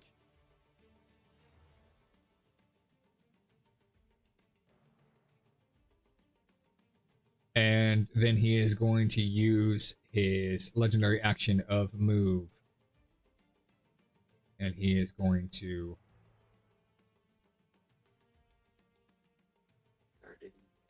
move 30 feet this way. And that will be the end of his turn. Lilith. Okay. She's just gonna like wipe her nose and then Knock a loogie of blood out. I was raised in the sticks, bitch.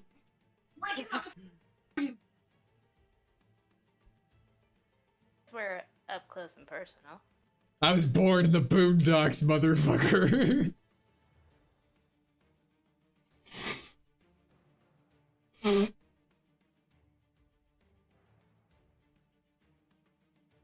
get to do that twice. Natural fucking 20. You ain't gonna need to do it twice. Delete. He will at this stage.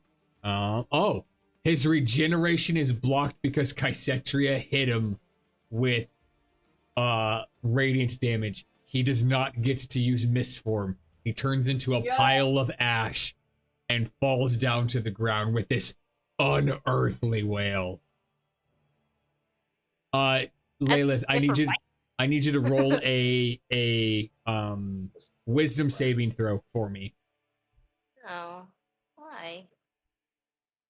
Wisdom save? Yes. What's gonna do you until vampire dust? 16. That's enough. You basically just have to beat his AC and you hit it on the nose. Meets it, beats it. His death wail is he frightens you of the other vampires. As he death wails. Yeah, but you get another attack. That was my second one. I only get 2 of Death from Beyond. Oh, did you miss the first one? Oh, you did. Yeah, but I did. oh, I didn't see it. Yeah, and you delete a vampire. Anything else you want to do?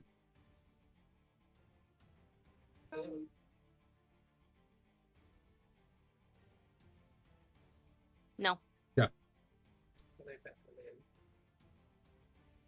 Trichopolis.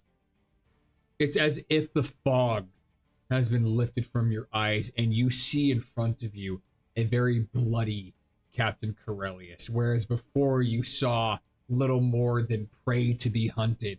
You see the Knight Captain wiping blood from his brow and readying his sword to spear you through the gut. But in this moment of clarity, you hear Kassir, maybe don't be a fucking dumbass! He can't help it. He's a barbarian. He's autistic. He can't help it. He's got the tism. 'Twas the tism, my lord. You're lucky I stopped you when you did.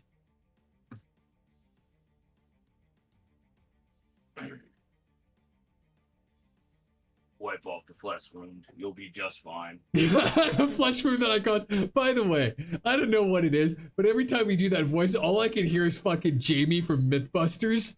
And he'd just be like, the fucking mustache. Yeah. Yeah, you're gonna be just fucking fine.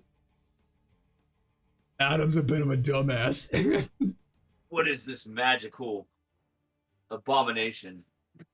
But yeah. And I just tried to Kassir, and then Kassir goes, yeah, I don't know. What is Kassir? I don't know what Kassir says. Kassir goes, they're fucking vampires, and you're an idiot. Why am I surrounded by idiots? This is why we can't have nice things. His suit is...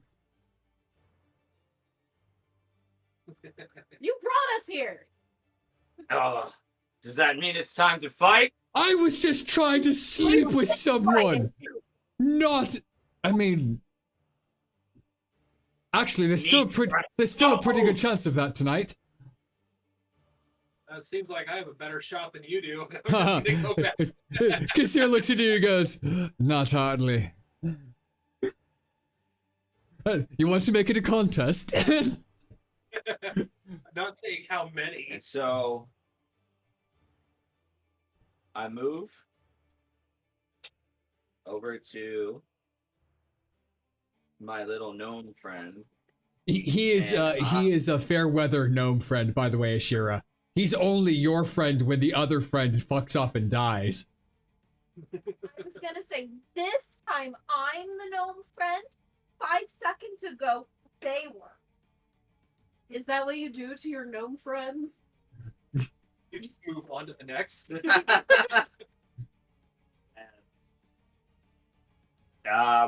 And he turns and he sees his gnome friend under attack, and he targets the vampire and lets out a huge roar to say, "You don't mess with my little friends." And he uses Intimidating presence. They do pass with a 25. Damn. Wow. Which, by the way, I want to be very clear. Oftentimes in certain fights, I'll augment stats for like the difficulty of the party. These are stock fucking vampires. I haven't touched them. Haven't given them any additional spells or health or anything. These are stock. Really? Yeah. These are as they come. Okay, well, I mean, I tried to. He just kind of looks at me and goes, "All right." Let me see. Is intimidating presence an action? It is an action. Unfortunately, that does mean that you don't get to attack. Because it takes your action in order to do that. Right. If only you could do. But I now I'm enraged right now, so now I can actually use frenzy, which is a bonus, Yes, right? that is correct. Now you can frenzy. Now I can frenzy. Okay. Yeah, frenzy, there's fucking nuts in your mouth, dude. And so you can go ahead and attack once with your main hand weapon. Main hand. Okay. Yep. Oh, whoops, wrong way. Luckily, you're targeted on. You don't have to be aiming at him like your character. Yeah. Gotcha. All right, and I will roll. Would you like to use your restless attack? Yes. Reckless. Reckless. Come on, baby. Woo! 28. Nice. And also with your frenzy attack, now you get 3 attacks per turn until your rage ends. Until my rage, yeah. Okay. But then once your rage ends, you also take a point of exhaustion. That's And fine. I am ready to end my turn. Nice. You just be nappy. 22 damage, baby. Nice. However, it does regain 20 hit points. So the 22 that you just did basically equals 2. And he is going to, once again, just kind of ignore you, and he's going to try and hit Ashira with multi-attack. He's going to attempt to bite. This one, I think, is probably going to hit. It is definitely going to hit. And he chomps down on your tiny little gnome friend, who keeps her constitution upright, and then he is going to try and punch her as well. And that one will miss.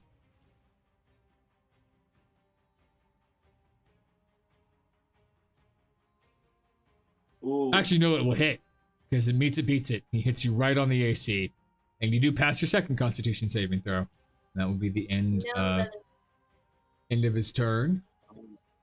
Sorry. Ashira, in fact, that brings us to you.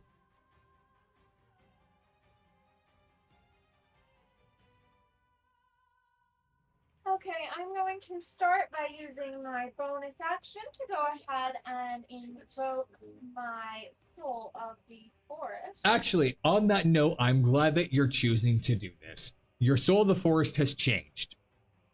No longer does your Soul of the Forest do 1d8 and then 3d8 on an explosion. It just does 3d8 until it leaves. However, to be fair, you will kill Satek over time. Satek is damaged by healing.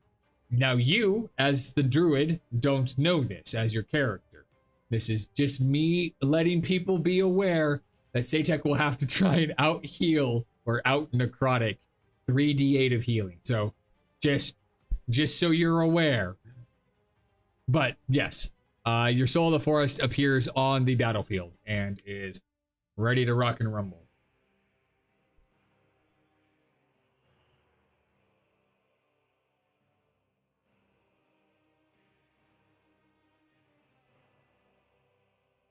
On a thing where it has turned everything fuzzy.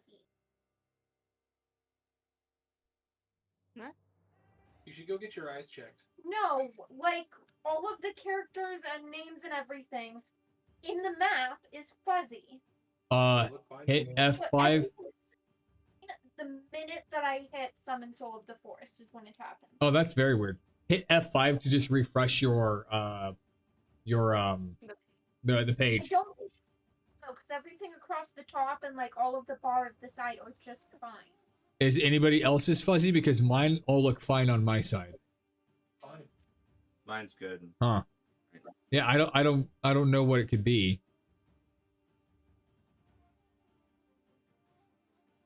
As Caleb mutes his mic and starts cackling maniacally because he coded it in to fuck with you. I have coded in a lot of things into a lot of maps to fuck with the gnome. I still well, it doesn't work anymore because Monk's active tile triggers don't work. But I at one point had like one clickable square on each map that would just kill somebody. I would just fucking delete them. I don't have it anymore because those don't work. I triggered that a couple of times if I remember correctly. Yeah, I think she hit it twice.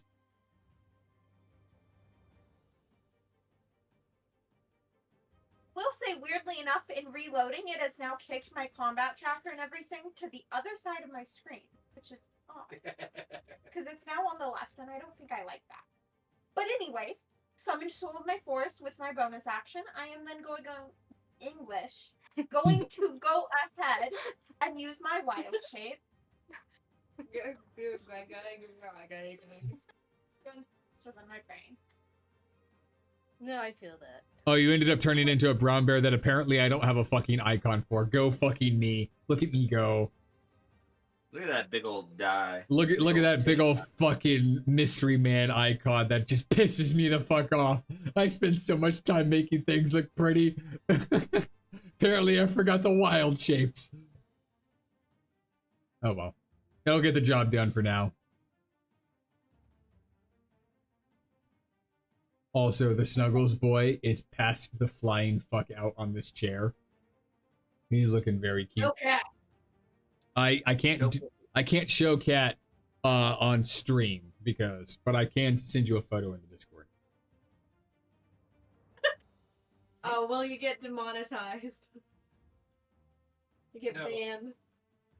Oh. Yeah, oh. because he has to move his webcam. Yeah. Oh.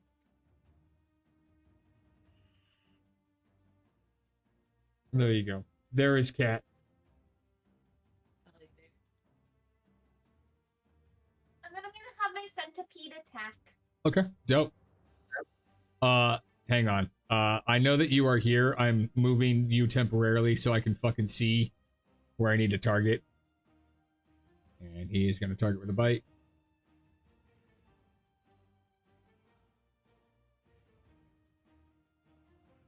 And the centipede hits with his bite, and they fail their Constitution saving throw. So they take poison damage. And I will then move you back in. You were on top of everybody as a brown bear. That's what bears normally do. Dumbass. I mean, bears are generally on top of you if you play fucking Baldur's Gate.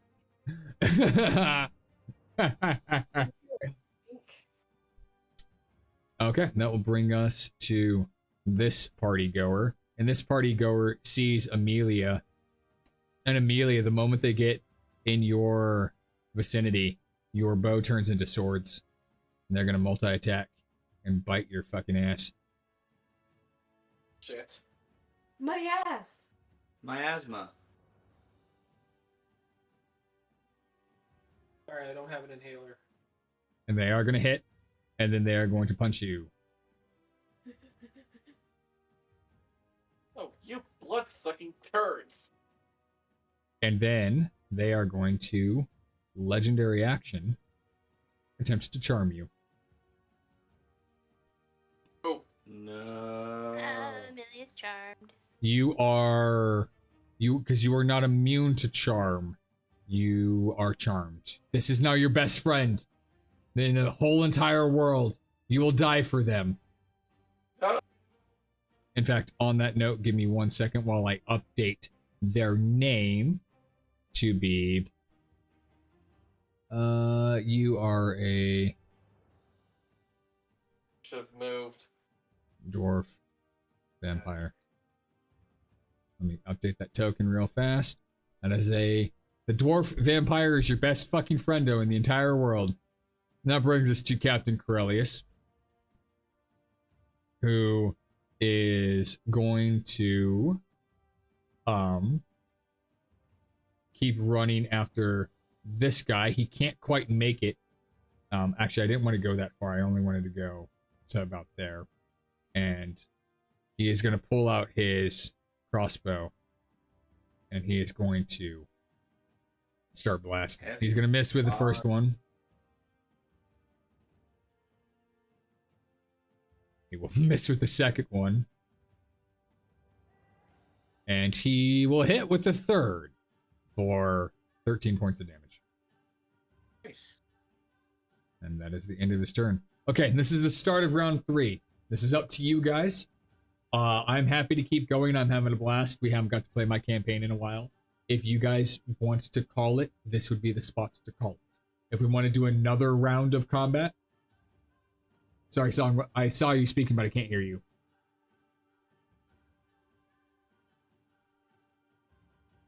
Ding. There we go.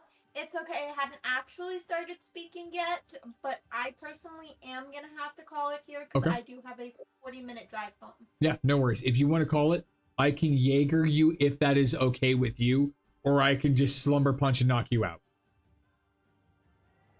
If you want. Okay. Everybody else, yay or nay? I'm good to go one more round. Okay. All right. Yeah. I'm Yeah. fine either way. Yeah. Like I get to play. I was trying for 2 rounds. Okay. Don't get fussy with me. Don't you dare speak back to me. Okay. You know who I am. Yeah, the person that killed me like 40 points already. And this party goer is going to bum rush Ashira Palir, the brown bear, and is going to attempt to bite.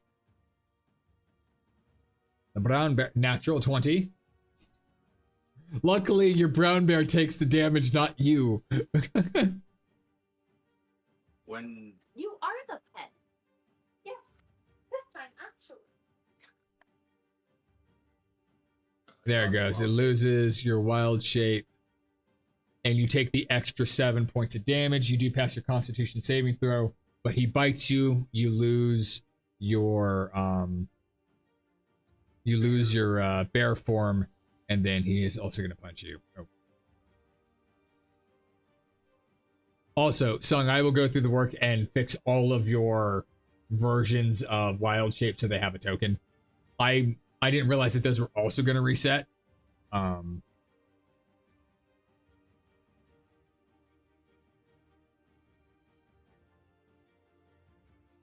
Oh, did I not target her with... Oh, hang on. There it goes.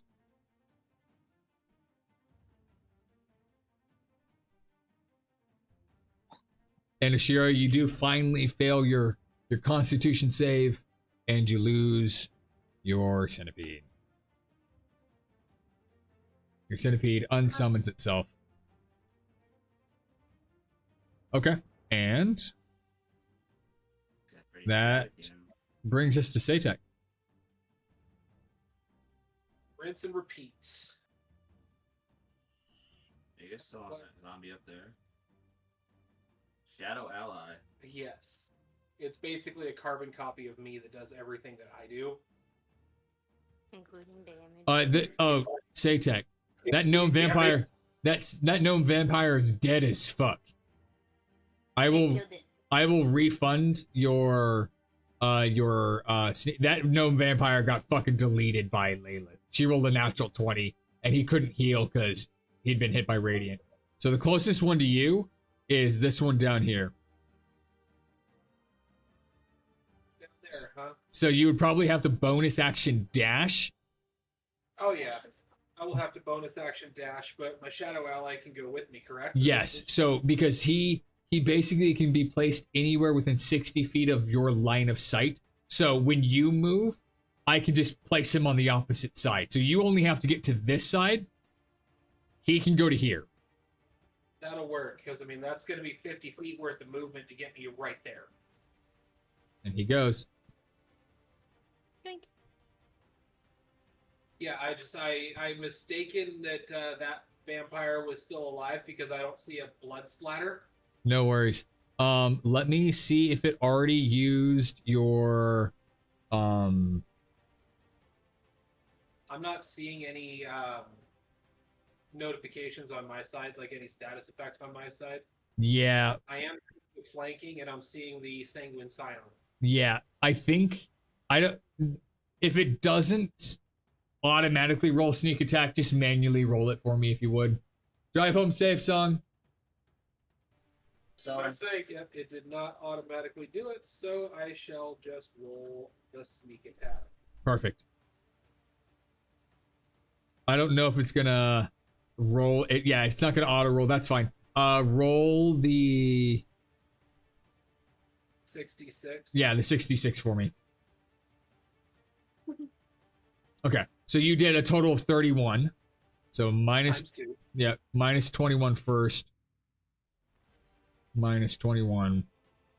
Minus. Oops. You just killed my shadow ally. Oh shit. Sorry. No, I didn't kill him. I stuck him in the fucking ground because. At 5 feet. Yeah. Minus 21. Enter. Minus 31. Enter. And with that, your shadow ally does disappear. Sweet. And since I have done my thing, I bid my turn adieu. Dope. Amelia, that brings us to you. You have a vampire in your face and it's currently your best friend. However, if there's one small saving grace, it's that your very powerful bow has turned into very weak swords. However, there is a small gnome and a future handbag with a spear Future handbag. with a halberd, and because you no longer consider the vampire your enemy, your swords turn back into a bow, and you aim them at either Ashira or Trichopolis. Ashira is a 1, Trichopolis is a 2. Flip a coin. So in the simple dice roller on the left hand side, Flip a D2. there's a D2. If it's a 1, you're shooting Ashira. You're shooting Ashira. So target Ashira and start blasting. Damn it. Sorry, Shira. You would do anything for this vampire. Definitely hit.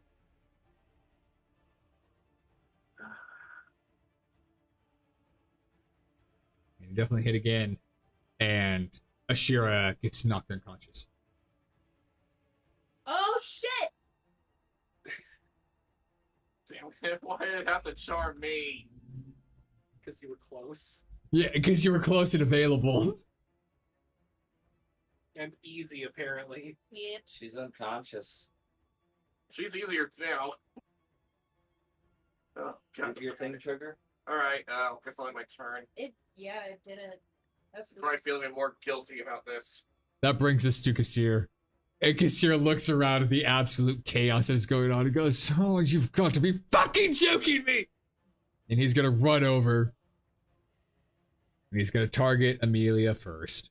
And he is going to, once again, calm fucking emotions.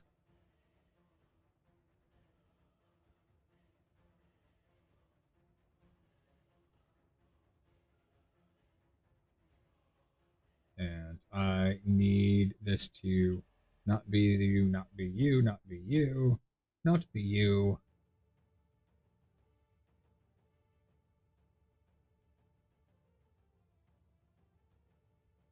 And you are no longer charmed, Amelia, and you look down at the bleeding out body of Ashira with two of your ice arrows dissipating into mist coming from her neck. And Kassir goes, "I swear to fucking Jesus, I'm surrounded by morons. Couldn't we have just had a nice dance for once? Saytek, you owe me a dance after this." And he is going to... Happy Pride Month. And he That is was last going month. to cast... Oh, hang on. God, I hate when it does this. He's here. Target her. Thank you, thank you. Cure wounds. And he's going to cast 6th level motherfucking Cure Wounds. I don't. What? You need to look that. And she's no longer unconscious. She is still prone, but she is no longer unconscious. And that'll be the end of Kassir's turn. Kai Satria, that brings us to you. What do?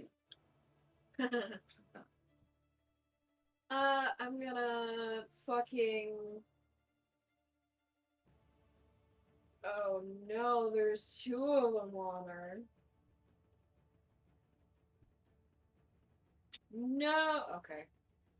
Which one's the most hurt of these guys over here? You don't know. Damn it! You Okay. can Perfect. attempt to make a perception check.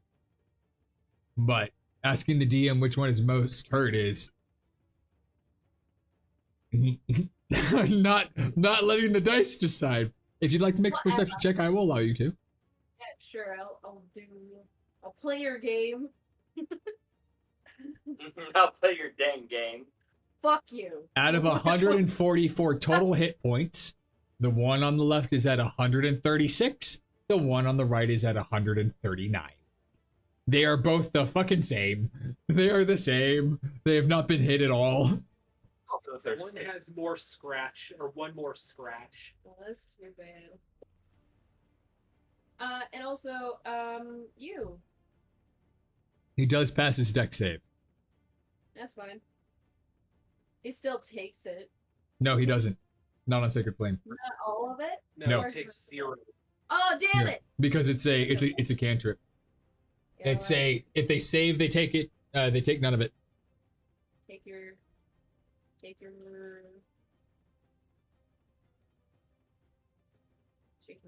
Okay. Okay, Wow. maybe giving the cleric 2d4 plus 6 plus 6d4 plus 6 might have been a little excessive. My beacon of hope. Well, Wasn't working. I tried it. I got everything to work except Beacon of Hope, and that's the one that had it built-in automation. And I was like, "You got to be fucking kidding Yeah. me!" Kaisetri, anything else you want to do on your turn? You're right. You're right. I'm here. The vampire heals for another 20 hit points, and Satek, he sees you, and he is going to target you with bite. Oh, I forgot to. Bite. Oh, and he will uncanny dodge. Goodbye, motherfucker. You bitch. Takes none of it. And then he is gonna unarmed strike. He will hit with that one too, but for 8 points of damage, which is better than the 20 he would have taken with a bite. And then he is also going to attempt to charm you. And you are charmed. Now run. He rolled a 2. Movement. Well, actually, technically, he rolled a 4 minus 2. Because the one thing that Satek as a vampire does not have is wisdom. He's great with charisma. He's real bad with the wisdom. And Satek, this is your best friend. Your best friendo in the whole world. And you feel a sort of kinship. You just want to survive. You didn't ask this to be thrust upon you. But there is power in dominion and in feeding and in asserting dominance over the cattle that are before you.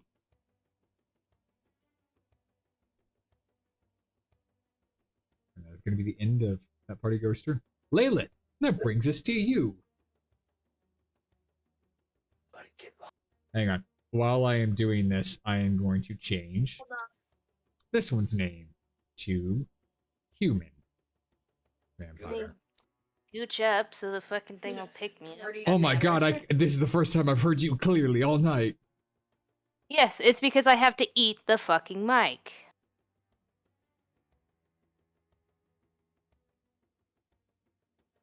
Who is Mike and when did he get so lucky? I can see Michael shaking his fucking head. His name is Mike. First name Mike, last name Rofone. Mike. His name is Mike. Last name Rofone. Okay.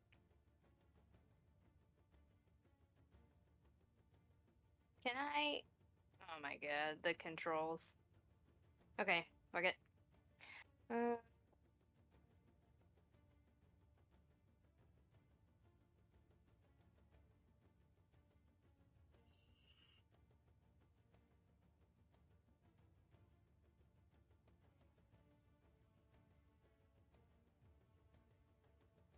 Oop, nope. I wanted to go here. That's fine. Just kidding. I wanted to go there.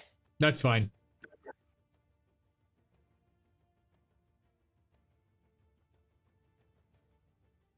Because I saw Satek go down, I'm going to hit that one.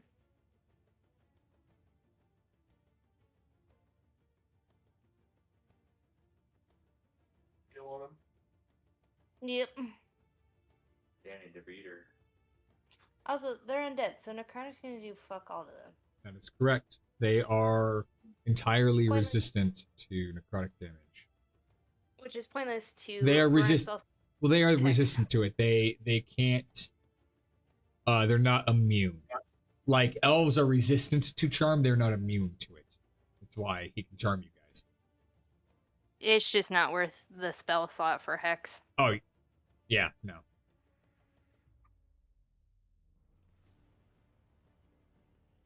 Might as well save it for Eldritch Blast.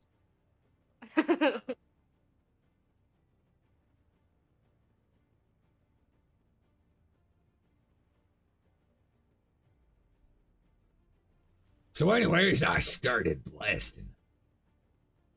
Yeah, you Goddamn. Yeah. Lasty. Okay. Catastrophe. Yeah, you hit him with all 3. Eldritch Blast is so fucking broken as a spell. It is by far and away the best spell in D&D, regardless of level. In my opinion, it is the best spell. Cantrip. It is the best spell. Everybody loves Fireball because it's big and fucking flashy. The two most broken abilities, and I'm not counting reliable talent because it's more of a passive, but it's Uncanny Dodge and it's Eldritch Blast. Those two. And evasion. And evasion, yeah. Trichopolis, that brings us to you. So, Trichopolis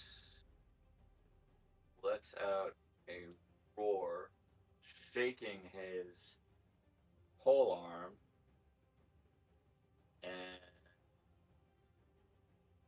blurs out some foreign tongue. The black speech. Kassir goes, oh, my favorite kind of tongue is the foreign kind. Sorry. Sorry! And uses his breath weapon. Nice. Okay, so this is, it's an action, and the way that works is that you will have in your under features, if you scroll down, there will be a section. Let me see if I can fucking find it. It shows up as a attack, basically. Yes. I'm trying to remember where the fuck it gets put. It puts it on the map, but it's facing towards me. Yeah, so what you do is, if you have the mouse, you use the scroll wheel to change its position. To guide it. Yep. He's on a trackpad. No, I got a mouse. No, he's got a mouse. I gave him a mouse. I see that. People who play Foundry with a trackpad are diabolical. So keep in mind that if you clip Ashira, she will get hit. So you do manage to miss her. And they do pass their Constitution saving throws. So they take half. Okay. Now keep in mind, you are still frenzied. So you can make an additional bonus action attack. And, yeah, which is what I'm going to do right now. And he should still get 2 more attacks. No, because breath weapon is an action.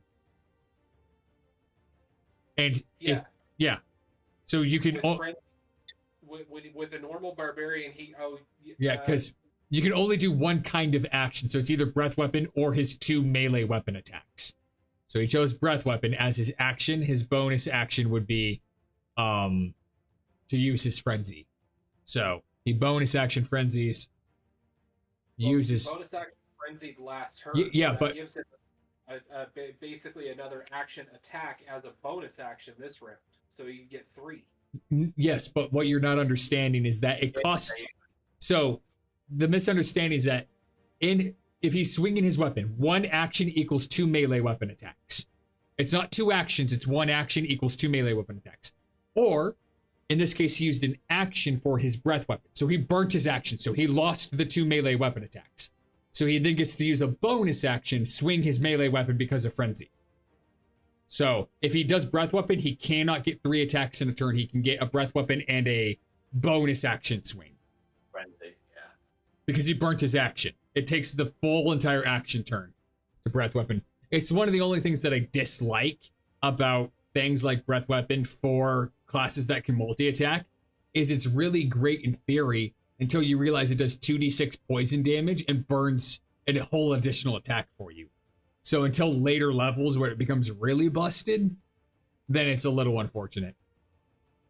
In fact, that's going to bring us to this party goer who is going to target you, Brotospear, and he is going to bite you.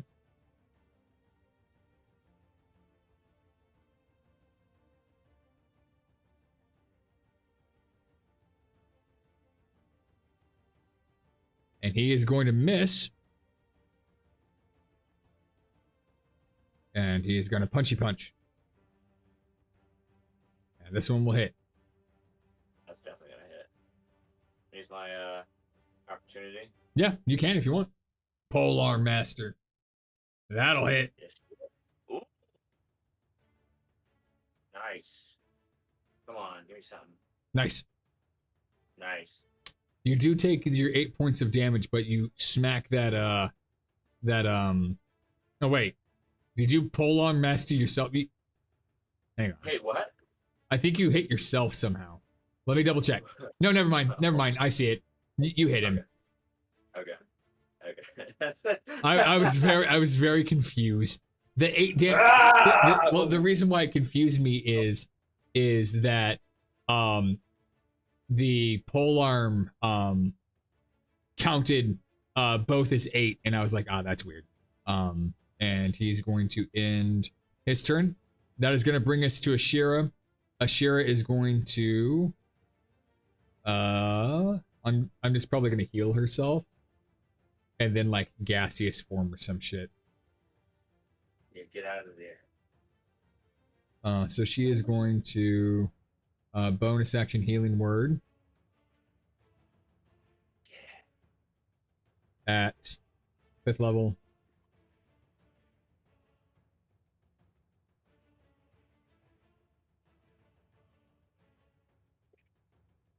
Heals herself for 13.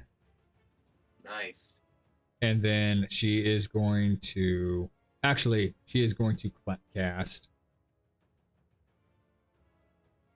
or use her half her movement to stand up. And then she's going to cast Flare.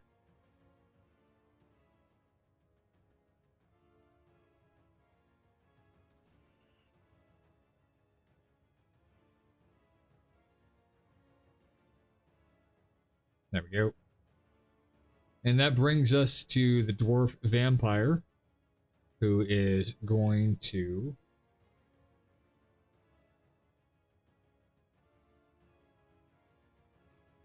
run back over to Lenore.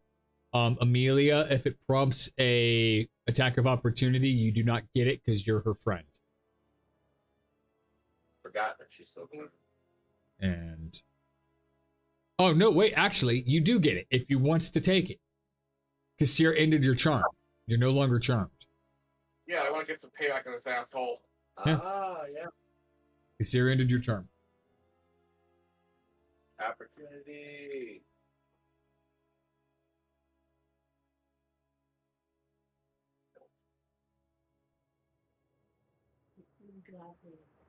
Did Is it that? did it prompt you for an opportunity attack, Michael? I'm not sure. I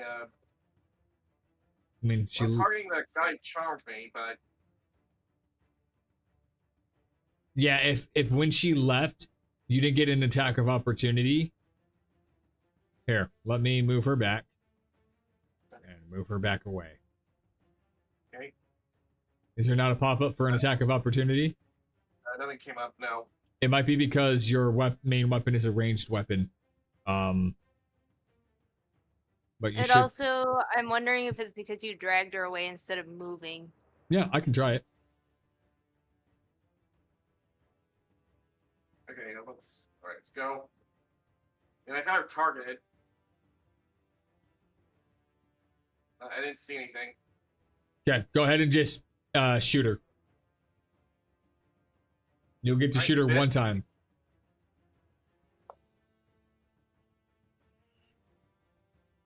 That'll hit. Nice. Take Nice. that, bitch. And she is going to, once again, try and grapple Lenore. She rolled a 10. Lenore will contest.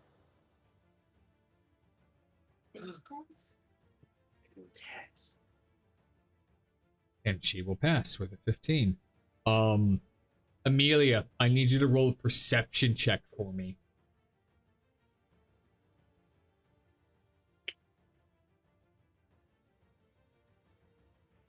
Oh, god damn it.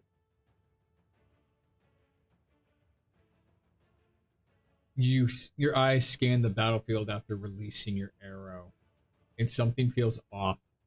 But in the heat of combat, you can't quite place what it is. That'll be the end of that dwarf vampire's turn, which will bring us finally to Captain Corellius, Aha. who is going to advance. Yeah, I kind of fucked him up, dude. And he is going to multi-attack with his greatsword. He's going to hit. Yeah, fuck him up. Hits. He's going to hit. Fuck him up. And his last one, he's going to hit. Fuck him up.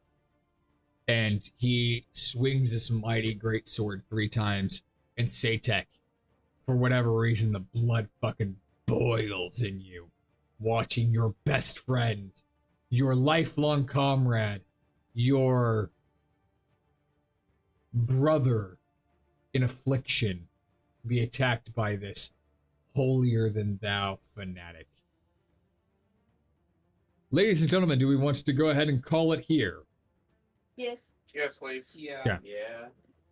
I'm going to go ahead and end the turn. At the start of the round will be the other party goer.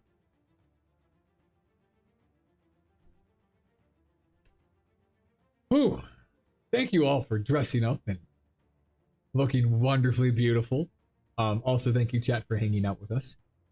This is honestly a lot of fun. I know we went really long tonight, but we also started an hour late and haven't had an opportunity to do my campaign for a little bit. But Wasn't me. the fucking hole in your shirt, brother. Yeah. It's I great. used her knife. Yeah. That's so great. That's so great. Show up as the barbarian. That's so great. Anyways, ladies and gentlemen, thanks so much for choosing to hang out with us, and we will catch you next time. Adios. See you next time.